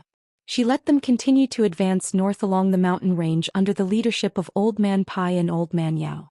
She also let them not kill the villagers they occasionally saw on the way and gave them all the horses. If they encountered people chasing after them, they would take enough food to eat for half a month and continue north until they entered the desert. At that time there would be people to take care of them. After the burden left, Zhang Xiaobao and Wang Wan led the rest of the people to carry large bags and began to climb up the mountain. They also let the people who did not leave erase the traces to avoid being discovered by the Tubo people. As Zhang Xiaobao and Wang Wan's figures disappeared into the forest, the rest of the people began to prepare and then quickly headed north. They did not need to directly participate in the war, they only needed to protect themselves. 3 days later, Peng Zhou's letter was sent to Idyll. This time Old Man Pai and the others did not see it. Only Zhang Xiaobao and the Wang family knew what was written in the letter. When Zhang Zhong saw this news, he was completely dumbfounded. He did not expect that this trip, which was supposed to be like a vacation, would have a different meaning. His son and daughter-in-law actually personally led the troops to reinforce them. He really wanted to grab Li Longji's neck in Beijing and ask him what he was planning. However, he also knew that he could not blame him. When he sent the letter, the battle had not started yet. He originally thought that it would be an easy attack, but it turned out to be like this. No one could have expected it. Sigh. Good intentions have made a mistake. Zhang Zhong sighed. He really wanted to go and help on behalf of his son and daughter-in-law, but he also knew that he did not have the ability. If he went, he would definitely not be able to come back alive. Zhang Wang clan and the people of the Wang family also stayed here. They also knew about Xiao Bao and Cuckoo's situation. Wang Wan's father was a general, but it had nothing to do with war. In fact, he could barely recognize the words on the letter, and he even mispronounced a few words. Seeing Zhang Zhong's reaction, he immediately became anxious and said to Zhang Zhong, "Isn't Xiao Bao's group too few people? Why don't we call Bai Shu and Yao Chong's people as well as the guards in our inner courtyard to help?" "What nonsense are you talking about? We can't let others know now. Besides, even if we go there, we won't be able to find them. They have been out for so many days, who knows where they went. I just hope that they don't meet the Tubo people. Otherwise, what will happen to my cuckoo and Xiao Bao?" Wang Wan's mother was also anxious, but she also knew that there were many things that she could not say. She kept praying in her heart and she begged all the gods, hoping that Xiao Bao and Cuckoo could come back safely. Jiang Wang clan was the calmest at this time. It was not that she was not worried, but she knew that it was useless to worry. She comforted everyone. Xiao Bao and Cuckoo are not ordinary people, they are gods. Even if others are dead, no one can stop them if they want to come back. Instead of being anxious, it is better to settle the things here first. When they come back, we don't have to worry anymore. Jiang Wang clan's words were really effective. When the people of the two families thought of Xiao Bao and Cuckoo's magic, they felt a little relieved. They thought that if two gods went over, even if they were little gods, ordinary people would not be able to hurt them. Therefore, one by one they began to cooperate with Zhang Zhong, trying their best to settle the things in Idyll. They did not have to wait for the children to come back and have to be busy again. Guitu walked on the mountain road with difficulty. In fact, there was no road. There were many people walking on it, so it became a road. There were people in front of him cutting branches, making it more comfortable for the people behind to walk. "It's all my fault, it's all my fault. If I had known, I would have killed all the people, tied them up and sealed their mouths. Unexpectedly, it didn't work. They must have told on us. Otherwise, how could we be discovered by the Tubo army? It's good that they are dead. If we fail and go back, how can we face Zhang Zhong's logistics camp?" Guitu usually read a lot of military books and he even passed the military examination. However, this was his first time fighting a war. Back then, when the imperial court used the sand table to make deductions, he was the most powerful general of the same period. That was why he was sent out. In the end, before he could even touch the enemy's city, he was already in danger. Out of the original 15,000, only 12,000 were left. It was unknown whether the other 3,000 were all dead, or if some of them had lost their way in the mountains. The provisions they were escorting were also gone. When the military staff at the side saw that Guitu seemed to have lost his fighting spirit, he hurriedly advised, "General, you can't be so reckless. The soldiers are still waiting for you to lead everyone to attack Jinchuan. There are still 12,000 people. As long as we avoid the Tubo army, we can continue to stop them." Although he said that, the military staff was already in despair. It was true that there were 12,000 people, but there was no food left. If this continued, not only would they not be able to break out of the encirclement, they would also starve to death. When they rushed down, they would have no energy. How could they fight? The scariest thing was not fighting desperately, but that the Tubo army would not give them a chance to fight desperately. Once they rushed down, the Tubo army would retreat and widen the encirclement. How far could they rush? Perhaps the general and himself could escape. At that time there would be only 1,000 people left. 500 people. Or dozens of people. Not to mention how to explain to the emperor when they returned to the capital. Even the logistics camp in Pingzhou would be ashamed to see them. Along the way, the Tubo army had done everything they could, hoping that they would be victorious. Now they did not see victory, but they were forced to flee. How could they face the people who built the tents to cook porridge in the rain? How could they face the people who paved the road in the heavy rain? How could they face the people on the boats who were waiting for their triumphant return? If it was really time to break out of the encirclement, they would die here. They would definitely not go back alive. Wang Gang was the leader of a scout team. He had 50 people under him. Today it was his turn to open up the path in front of the team. At the same time, he was also responsible for scouting ahead to see if there were any enemies and to get more prey. The scorching sun above his head did not change at all. It was already noon. Since 2 hours ago he could not stop sweating. It was partly because he was nervous, but also because he kept chopping the branches with his knife. If the sky could be cloudy, he would really want to exchange a year of his life for it. It was really unbearable. The leather armor on his body was like a hot iron plate, making him feel uncomfortable. It would be even hotter in the afternoon. It would be better if he could drink a mouthful of cool water, just like the tea that the logistics camp gave him on the way here. There was no need to mention the taste.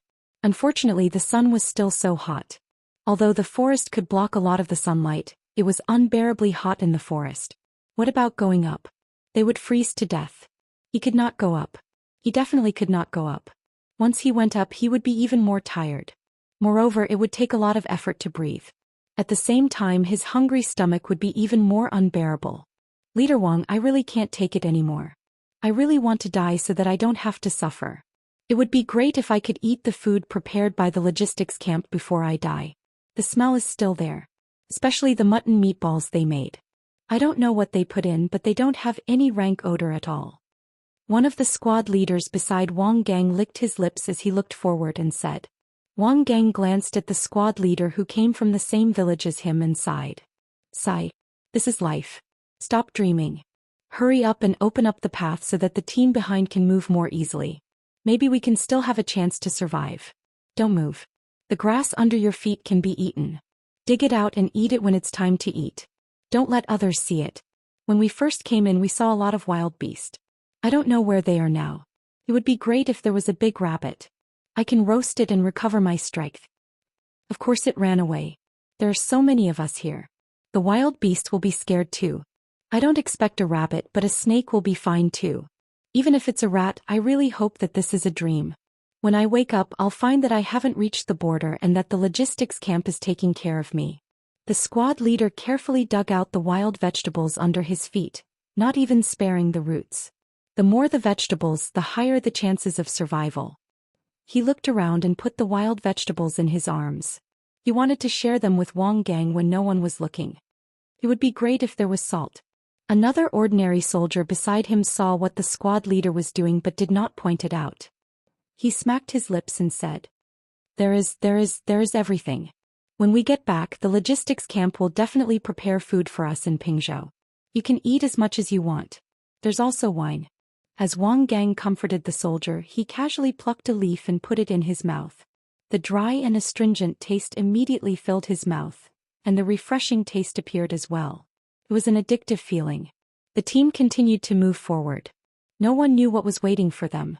Because they had not eaten any salt for several days, the strength of their bodies had become much weaker. This feeling was very uncomfortable.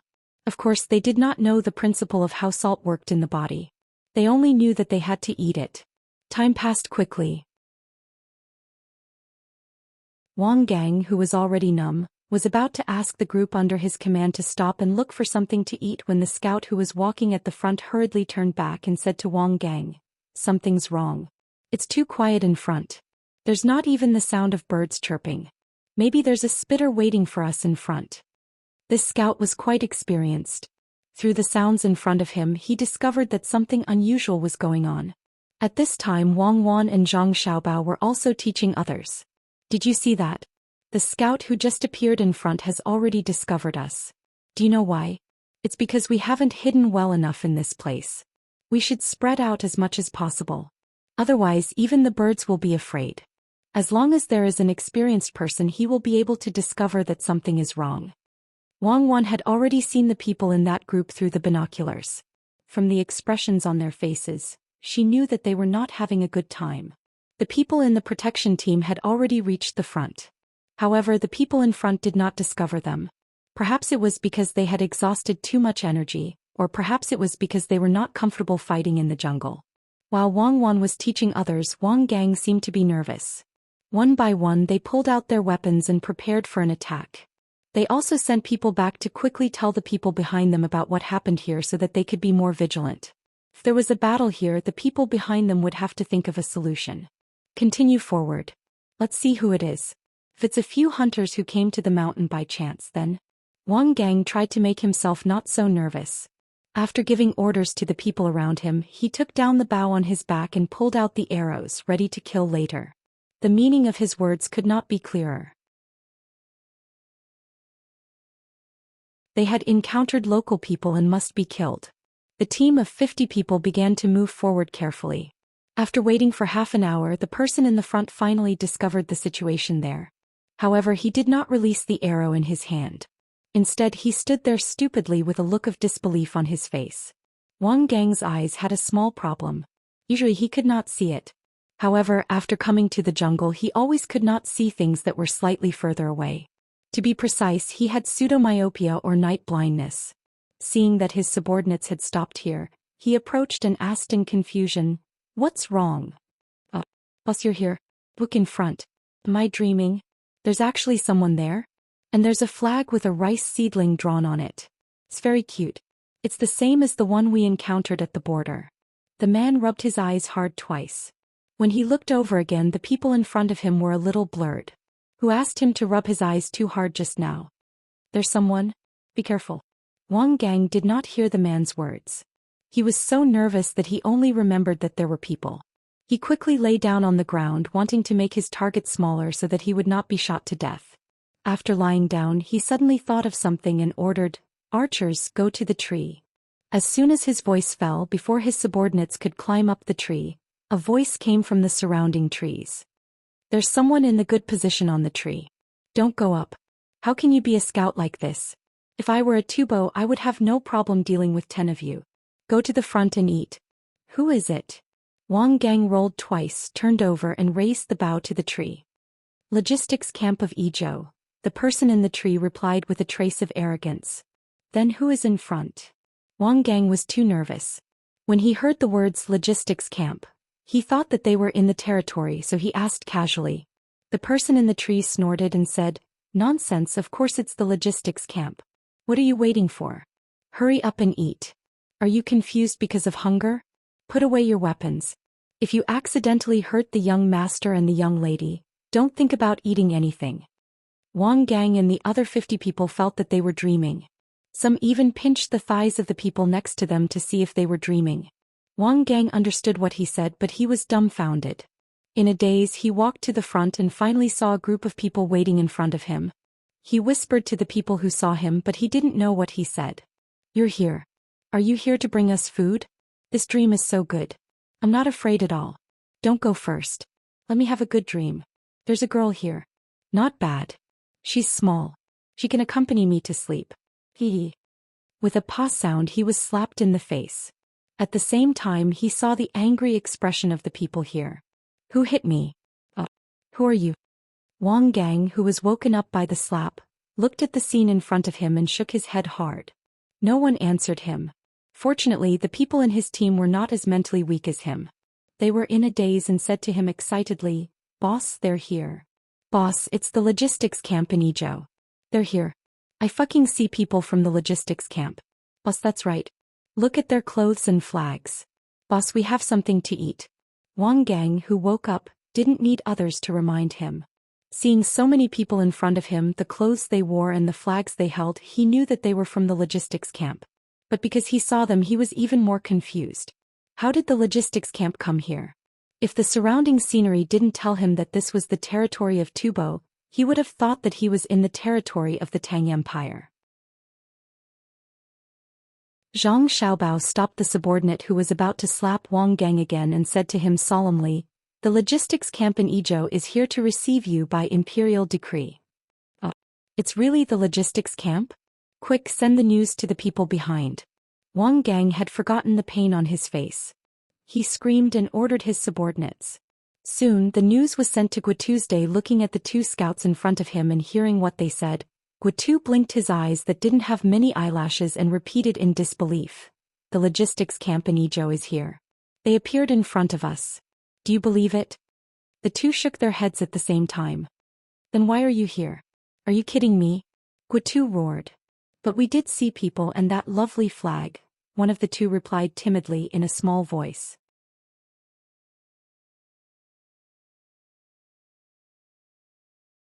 Chapter 6:15. Guitu knew how the logistics camp came into existence, and he also understood the significance of its existence. It was nothing more than Zhang Zhong, who was transferred from Shuzhou, temporarily helping to collect food in Jiannan province, relying on his family's financial resources. It was because of this that he didn't give Zhang Zhong a good face when he first came to Idyll. How could a mere rich civil official compare to a military general like him? Later on, while marching on the road, he changed his opinion of Zhang Zhong and found that Zhang Zhong was a good person. He organized things in a short time and made his army unimpeded all the way. It was also at that time that he discovered the benefits of money. But this was only his opinion of Zhang Zhong in terms of logistics.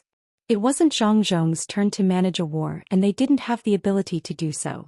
Now, after hearing the scouts say that the logistics camp of Idyll had come to deliver supplies, especially with the confident expressions of the two scouts, he had no choice but to go and see if it was true. Thinking of this, Guitu tidied up the extremely uncomfortable armor on his body and ordered the two, lead the way. After the two scouts finished their report, they were still thinking about the situation they had just seen. It was like a dream. They didn't know how much food the logistics camp could deliver this time. Even a mouthful of fried noodles would be better than eating wild vegetables now. General, could it be that the logistics camp is really here? On the way here, the logistics camp had a lot of mules. If each person has 2 mules, it's really possible. Lu Jun said to Guitu with hope. He was really afraid that this was a dream and that when they came to the front, they would find that it was just 2 hungry scouts who came to give a false report. Guitu dragged his legs forward. Hearing Lu Jun's words, his expression changed and he cursed, "Damn it, do you believe that the logistics camp can come here? If the logistics camp can come here, then what are we? Let's go and see what's going on." Guitu walked forward little by little with the general beside him. After walking for a while, he suddenly stopped when he saw a shadow in front of him. He frowned and looked at the forest in front of him. Lu Jun also stood still vigilantly at this time and took out his binoculars to look carefully. "General, there seems to be an ambush ahead, but we can't see the exact location of the ambush. Could it be that the scouts were caught by the enemy and disguised as two to lure us over?" Shinjun said worriedly. He had a feeling that every bush and tree was an enemy. Right at this moment, Wang Gang ran over from the front. He was still chewing something in his mouth. He stood in front of Guitu and tried his best to swallow the food in his mouth before saying, "Reporting, General, the people from the logistics camp are here. They even brought us a lot of food. Drink some water." Guitu looked at Wang Gang, who had choked on something and was finally relieved. He knew Wang Gang. He was a pretty good scout. After giving the order, he strode forward. Since he had already confirmed that the people in front of him were from the logistics camp, he couldn't be as careful as before. He didn't want to be looked down upon by the people from the logistics camp. After a few breaths of time, Guitu and the group of generals finally arrived in front of Zhang Xiaobao and Wang Wan. There were only about 20 people here and they were chatting with the scouts. In fact, it was mainly them who were asking questions. The scouts answered vaguely while eating. At this moment, Guitu's feeling of being surrounded was even stronger. He felt as if someone could take his life at any time. He looked around but couldn't see anyone. This situation was unusual. At this time, Zhang Xiaobao walked up and opened the decree in his hand for Guitu to see. At the same time he said, "Great General Guo, quickly call people over to get the food. The Tubo soldiers behind us may appear at any time." Guitu didn't look at the decree first. Instead he carefully looked at Zhang Xiaobao. Whose child was this? He was still so young, but he was so much better than other children of the same age. He should be 13 years old? 14 years old. The tight clothes on his body matched with the leather armor on the outside. He looked quite spirited. His own family's children were also around this age, right? Compared to this child, he was more powerful but not delicate enough. Not bad, good child. Why did he look a bit like someone? Who was it? While thinking, Guitu's gaze moved to the decree. He read it from the beginning to the end and finally knew who the child in front of him looked like. Zhang Zhong. The emperor asked the logistics camp to follow and provide support. This was Zhang Zhong's matter. This child should be from Zhang Zhong's family. He didn't expect that a civil official like Zhang Zhong would give birth to such a good child. Could it be that he was from a rich family? "You are Governor Zhang's child? Where is your father?" No matter what, Guitu was still a great general. He naturally had to find the appropriate person to talk to. After reading the decree, he tried his best to ask Zhang Xiaobao in an amiable manner. At this time he no longer doubted whether the logistics camp was real. He suppressed the puzzlement and unwillingness in his heart and wanted to see Zhang Zhong. "Yes, I am the eldest son of Zhang Zhong, the governor of Idyll province. My name is Zhang Xiaobao. My father is governing Idyll province. He sent me in Kuku to help," Zhang Xiaobao said solemnly. However, his biological age was still there. The more he was like this, the cuter he looked. Wang Wan also stood up with her chest out. She was now a general, so she couldn't be weak. When the two stood together, people's eyes lit up. What a perfect pair. Zhang Zhong was lucky. He had heard of this cuckoo on the way here when he chatted with the person in charge of supplies. She was the future daughter-in-law of the Zhang family. What they didn't expect was that Zhang Zhong actually let people bring the two of them here. He probably wanted to see the bloody and cruel battlefield. Unfortunately, they came at the wrong time. They might not even have the chance to go back alive. Zhang Xiaobao and Wang Wan tried their best to appear more mature so that no one would look down on them. However, no matter how they tried to act, it was hard for people to associate them with the leaders of the logistics camp who came over this time. Guotu had been in a bad mood because of running away for several days. At this moment, when he saw the two big boys standing in front of him with serious faces, he finally felt better. He reached out to touch Zhang Xiaobao's head and said, "Good, good. Hey, be good. Call the person in charge here. I have something to ask. Tell uncle, how old are you?" Zhang Xiaobao stood there gloomily and looked up at Guotu's day. He really didn't know what to say. Didn't he see that he was holding the imperial decree? If he wasn't the person in charge, would he dare to hold the imperial decree? Looking at the similarly gloomy Wang Wan from the corner of his eye, Zhang Xiaobao gave up the idea of being treated as an adult. He smiled and said, 10 years old. In fact, he was only 9 years old. It was still a fake age.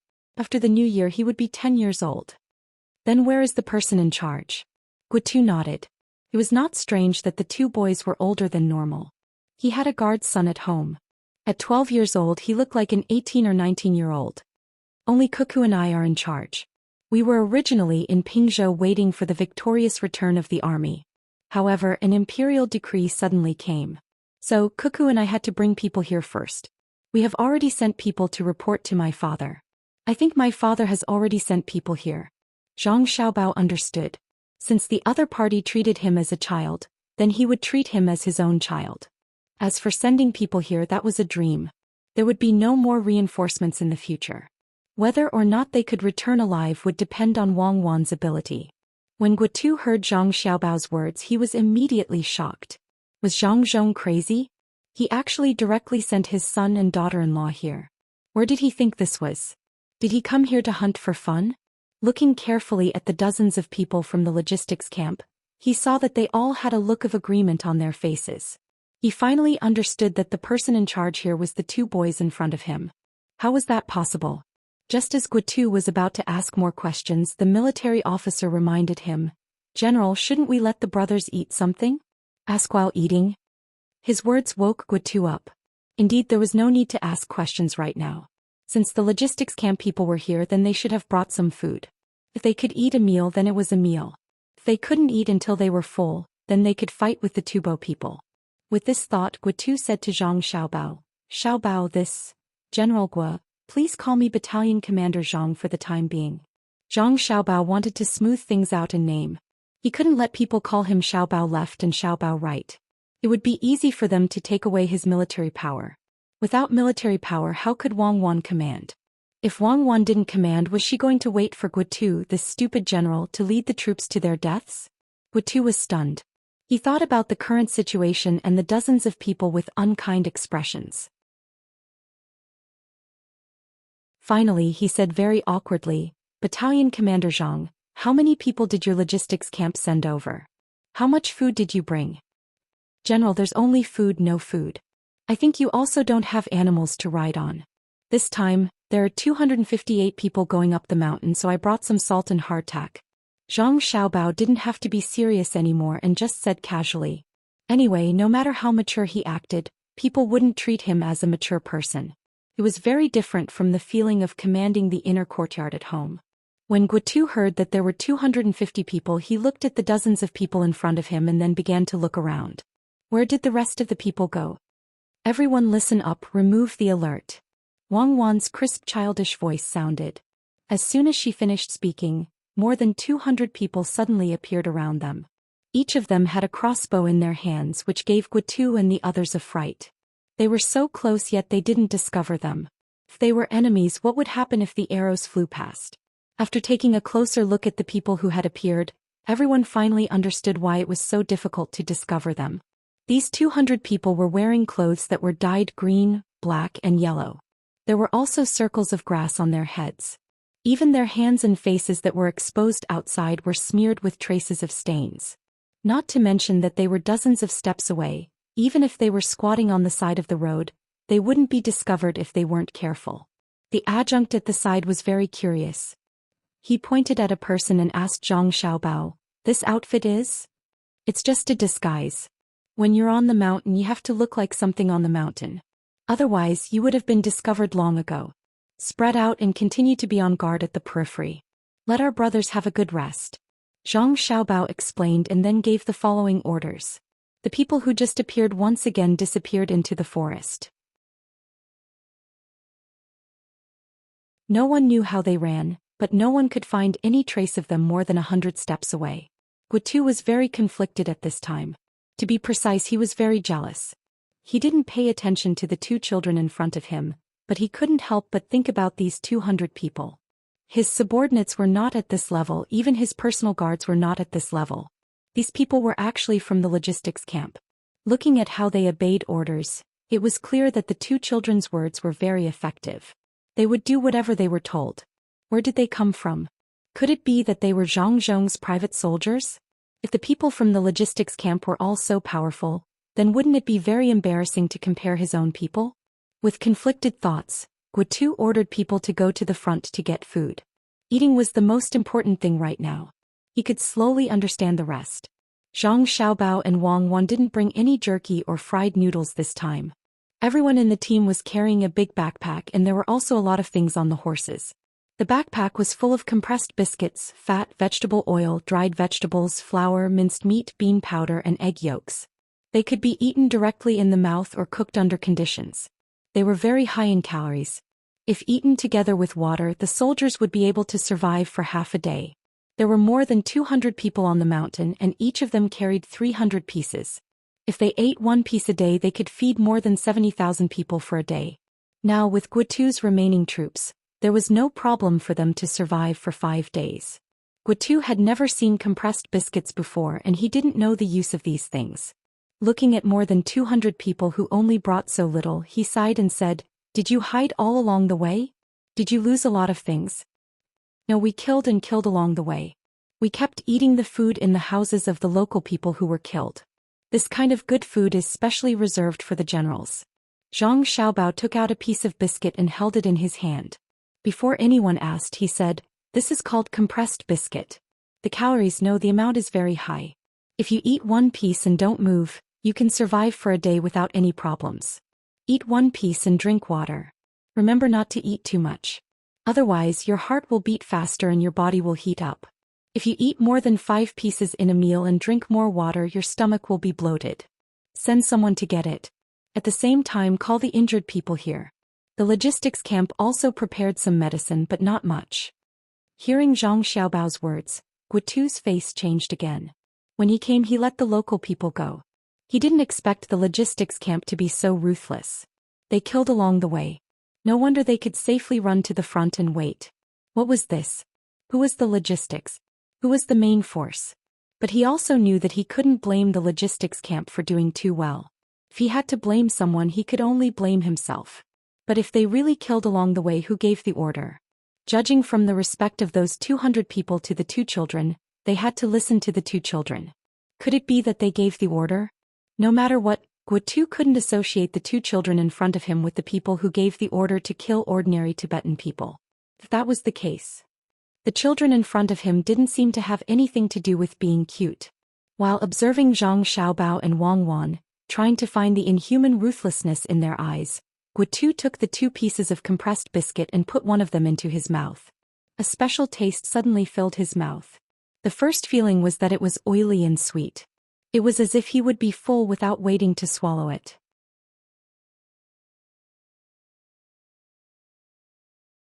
The second feeling was that it was fragrant. The taste of chopped green onions increased his appetite. The taste of ginger could stop him from vomiting. The third feeling was that it was chewy. After holding it in his mouth for a while, the originally hard compressed biscuit became soft. There was also the taste of meat and egg yolk. It was delicious. If he didn't know that it was specially used as military rations for soldiers, he would easily eat it as a snack. It was good stuff. No wonder he didn't want to eat too much. How did the Zhang family think of this? If every soldier carried a big bag of compressed biscuits, why would there be a need for food? They just needed to prepare some emergency fodder for the horses. When they came here, they could find food for the horses at any time. Guitu ate half of the biscuit and wondered if he should impeach the logistics camp. If they had such good stuff, why didn't they take it out earlier? Otherwise, why would the rations be burned? But on second thought, if he really wanted to impeach them, not to mention whether he was worthy of the care they had taken along the way and the support they had provided now, the first person the imperial court would punish would be him. Who said that the logistics camp had to take out compressed biscuits that had never been heard of before? He failed because he was exposed. Who asked him to not kill anyone? Why was the logistics camp fine?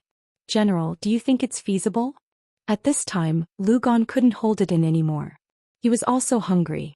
When the troops were fleeing, the generals didn't dare to eat good food alone. Otherwise, the morale of the troops would be ruined. He had eaten wild vegetables for 3 days in a row. The rest of the food was a small piece of meat from an unknown animal at noon yesterday. Now that there was food, it didn't matter whether it was biscuits or compressed biscuits, as long as it could fill his stomach first, it was good stuff. Besides, when he asked closely, the smell was really good. The people in the logistics camp were all good people.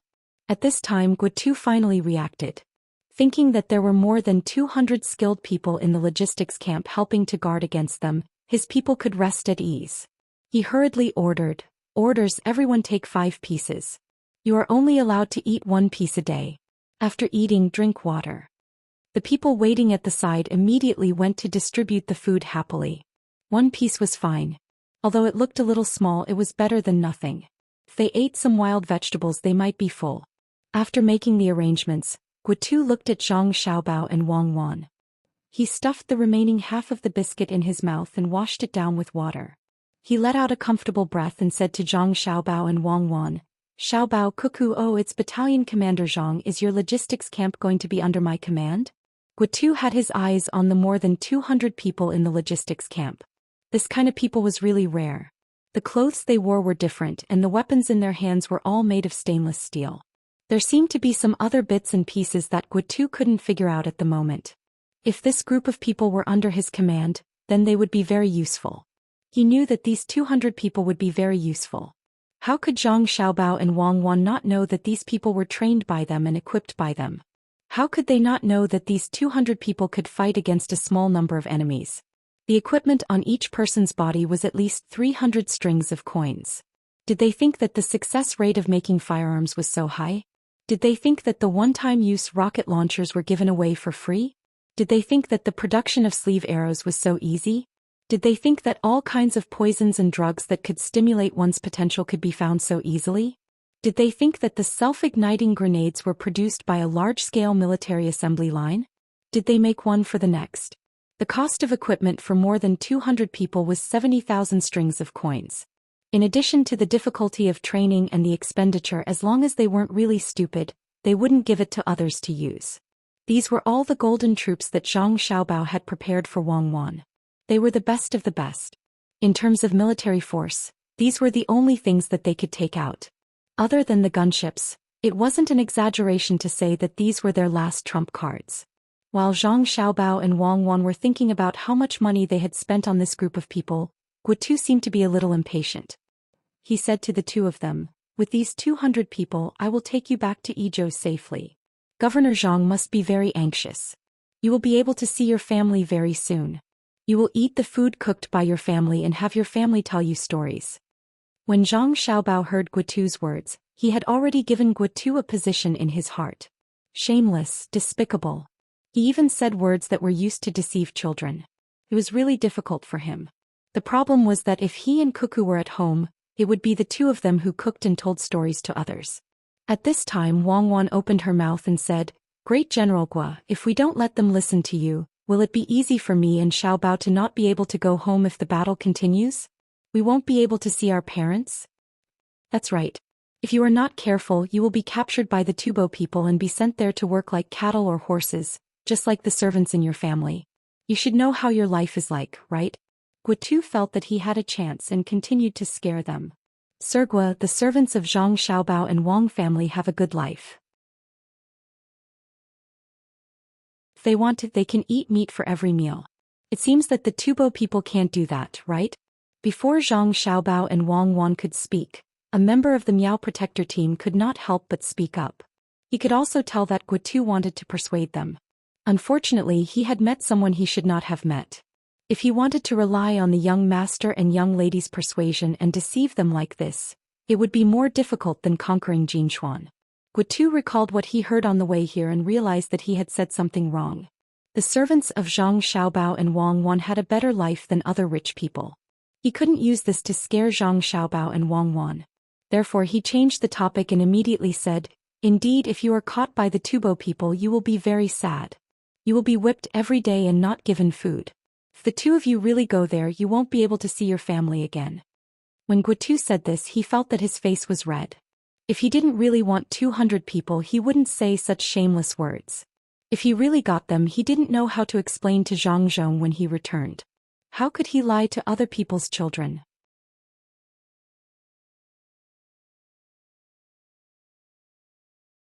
Chapter 6:16. Hearing Wang Wan's words, Guotu was stunned. The other officers were also stunned. Guotu started to blame himself. The others looked at Guotu and didn't say anything. Their meaning was obvious. You scare them, continue to scare them. Bring them away after scaring them. Looking at the situation, the other party still had more supplies to send over. Don't underestimate the fact that there were less than 300 people. As long as they were equipped with horses, even 1,000 Tibetan soldiers would not be able to stop them. Who would send out 10,000 soldiers to stop them under such circumstances? It would be easy for them to go back, but what about their own supplies? If they let the people from the logistics camp go back, what would they do? Not to mention that they couldn't deal with the Tibetans, they couldn't even deal with 2 kids.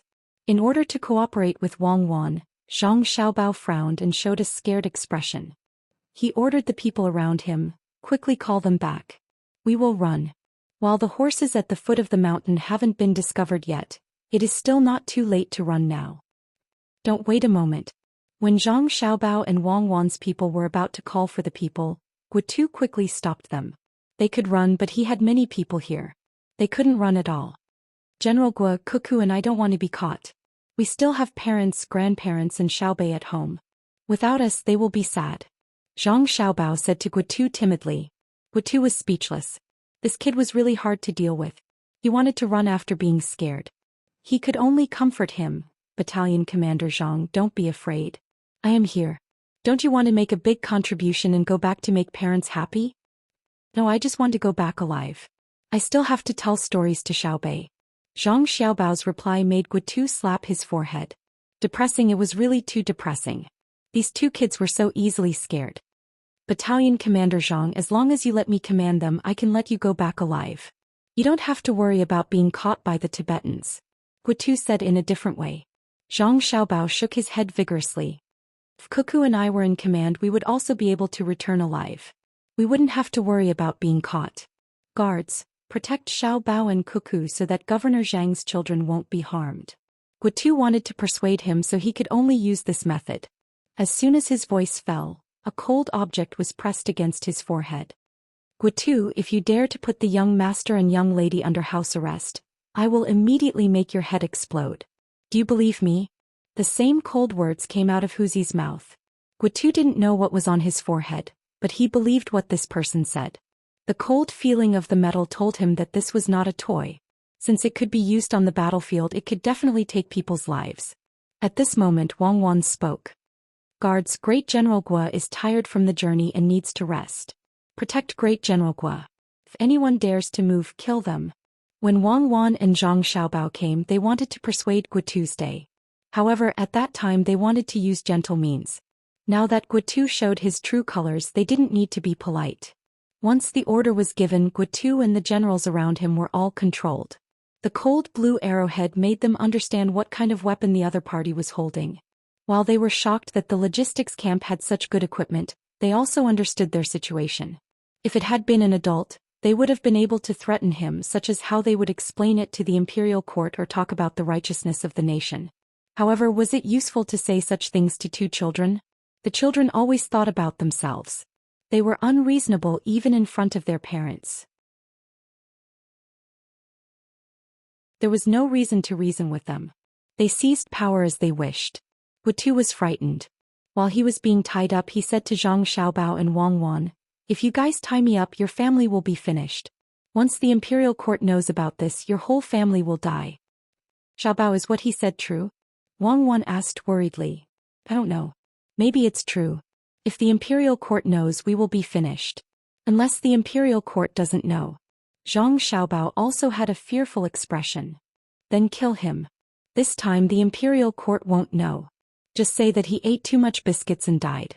Wang Wan waved at the guards, indicating that she was going to kill Gutu's day. Gutu finally believed that the people who gave the order to kill the people were Zhang Xiaobao and Wang Wan.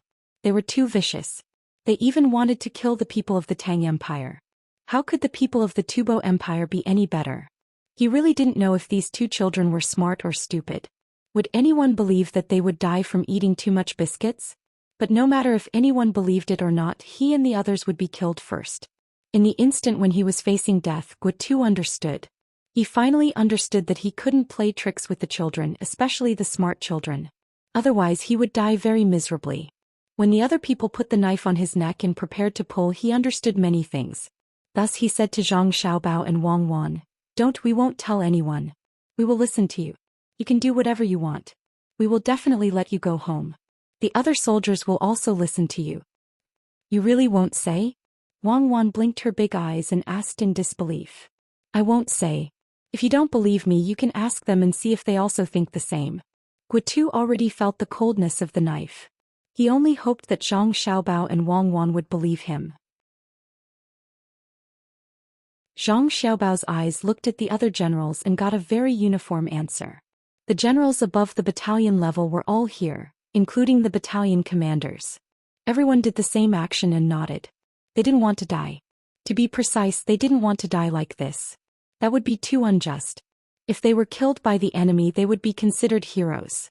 But if they were killed by two children, they would be sullen. They would be resentful ghosts. Then I am relieved. Bring them to rest. Now the army will be commanded by me and Xiaobao. If anyone has a different opinion, kill them. Wang Wan revealed a happy smile. However, no one felt that her words were funny. The decisiveness to kill was actually reflected in the body of a little girl. Wang Wan's cold eyes and pure smile made the generals feel that they weren't facing a child from an ordinary official's family. Instead, they were facing a child from the palace who had known cruelty since childhood. Gutu and the others were locked up. Zhang Xiaobao and Wang Wan began to take their official seals to receive the troops. The process was relatively smooth. The main reason was that Gutu wasn't the original commander of these soldiers and didn't have much prestige. However, the logistics camp in Idyll had left an indelible impression in their hearts, especially now that they were sending food. Damn, now I know why more than 200 people listen to two children. How are they children from ordinary families? Look at their calculation and ruthlessness. It's not that Zhang Zhong didn't have the time to take care of the logistics camp. He just felt that his children could do it. Looking at the time, they should have been following us all the way to Pingzhou. That's why they were able to move so quickly once the imperial court's decree arrived. I didn't believe it when I heard that there were portraits of the two children hanging in the emperor's palace, but now I understand. The two of them have long been favored by the emperor. Gutu, who was locked up, ate something good again. It was actually fried melon slices. When he ate it, he felt nostalgic. It tasted better than any meat or wild vegetables. After eating half a steamed bun, he remembered what Zhang Xiaobao and Wang Wan had done. He realized that the two children shouldn't be treated as ordinary people. He told the other generals. The other generals also realized this. Unfortunately, it was too late. Their power was taken away and they couldn't turn the tables. They could only watch the two children do things. Of course, they admired Zhang Zhong more. They didn't know what kind of teaching could make two 10-year-old children like this.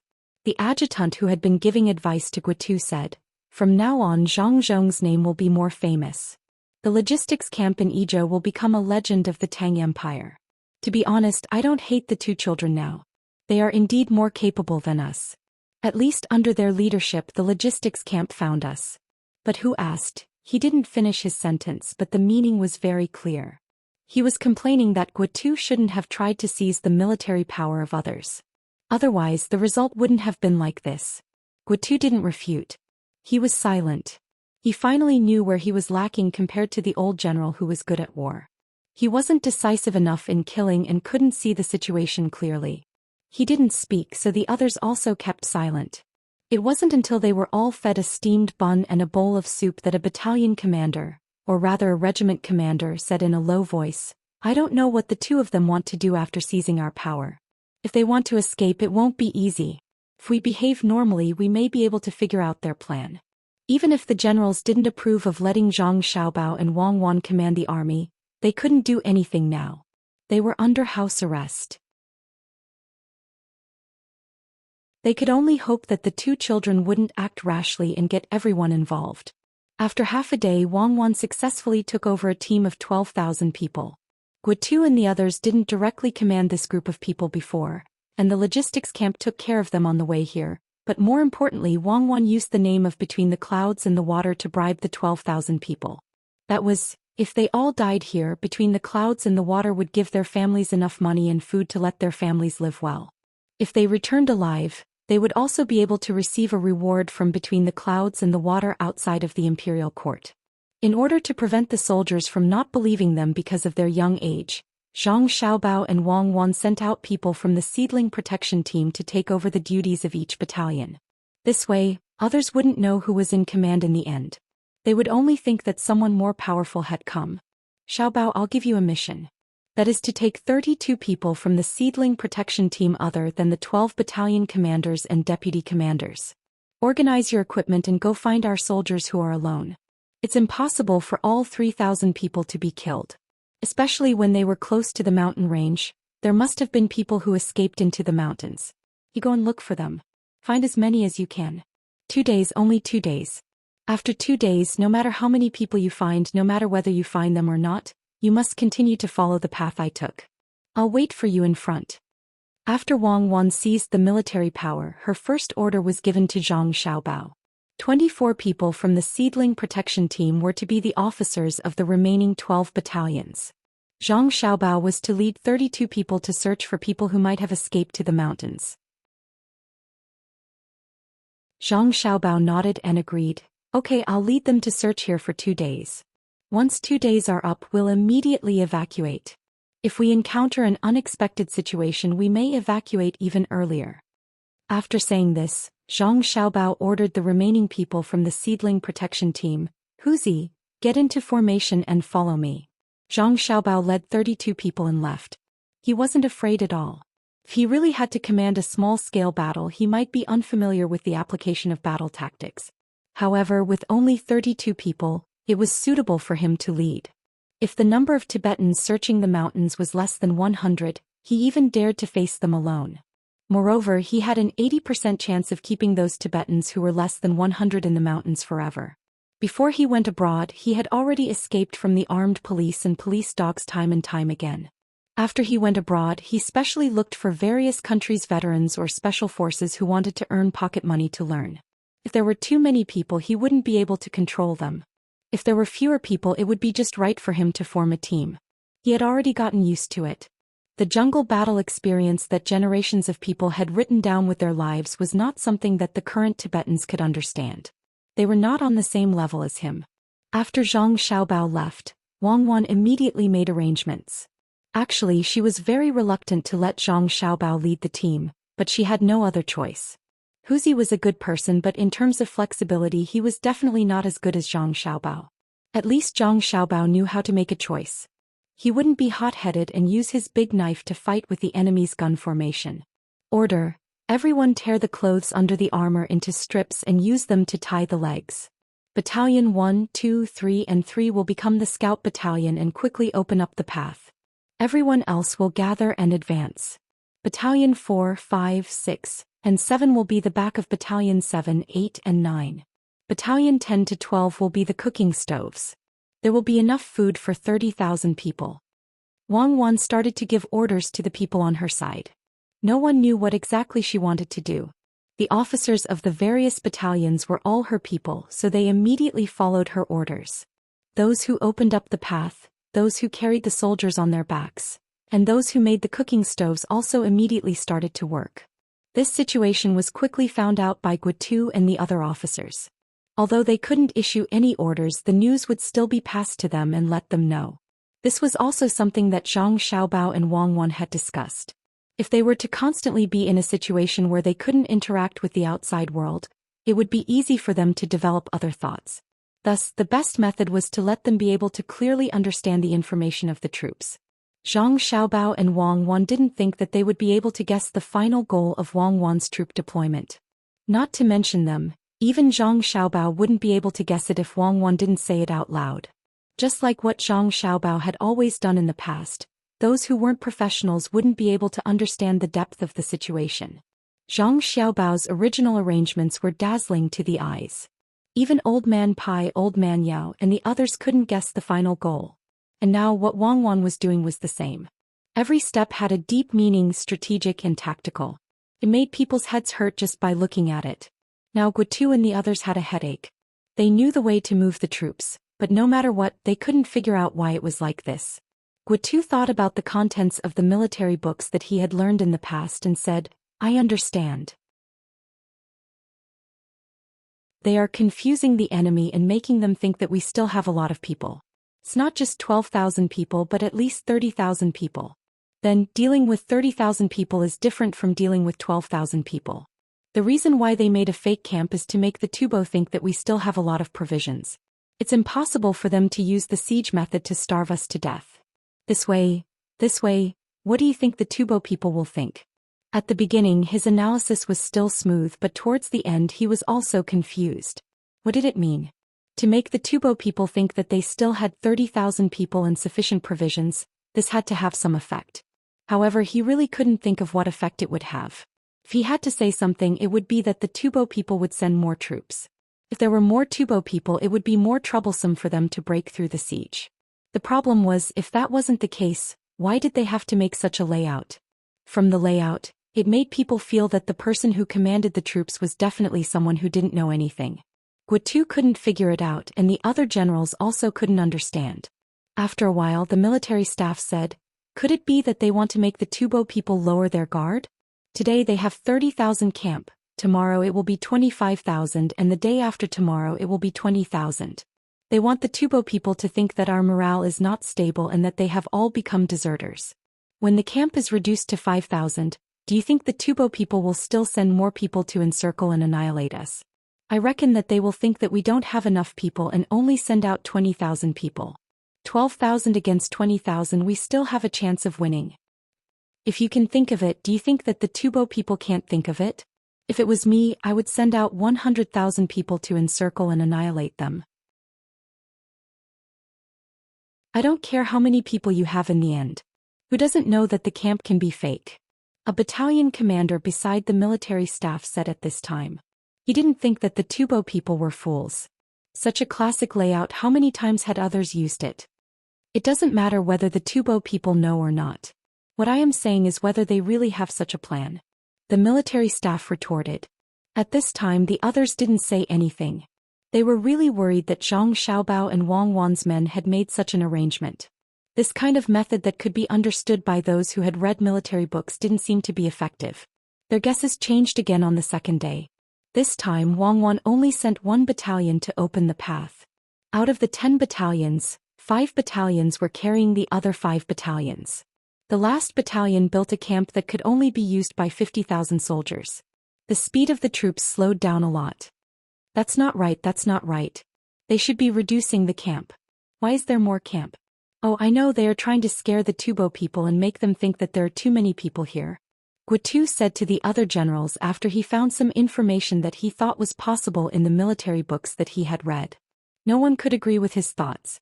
The military staff retorted, "If that's the case, why did they ask people to carry people? Don't tell me they have nothing else to do?" The other generals nodded. They really couldn't think of anything. It seemed that Zhang Xiaobao and Wang Wan's methods were a little strange. On the third day it was still 50,000 people carrying 50,000 people. The people who opened the path in front and the people who built the camp at the back didn't change. The people who were carrying each other changed back and forth. Today they were building a camp for 70,000 people. Thus, Guatu and the others who were under house arrest found new things to do and continued to research. They didn't have time to think about how to cause trouble. Zhang Xiaobao brought 32 people and gathered more than 300 people today. After giving them some food, he asked them to speed up and meet up with the main group in front. Zhang Xiaobao was in charge of bringing up the rear. The 33 people didn't go to the back to welcome them. They just spread out horizontally and waited. If they met someone, they would help. If they didn't, they could only blame the other party's bad luck. Huzi had been following Zhang Xiaobao. One was to listen to orders and the other was to protect Zhang Xiaobao.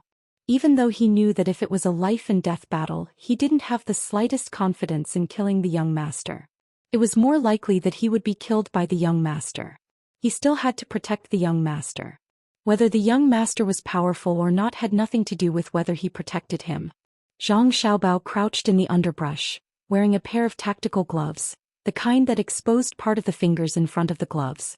After killing an inch-long bug that was about to crawl up his neck, he didn't even look at what kind of bug it was.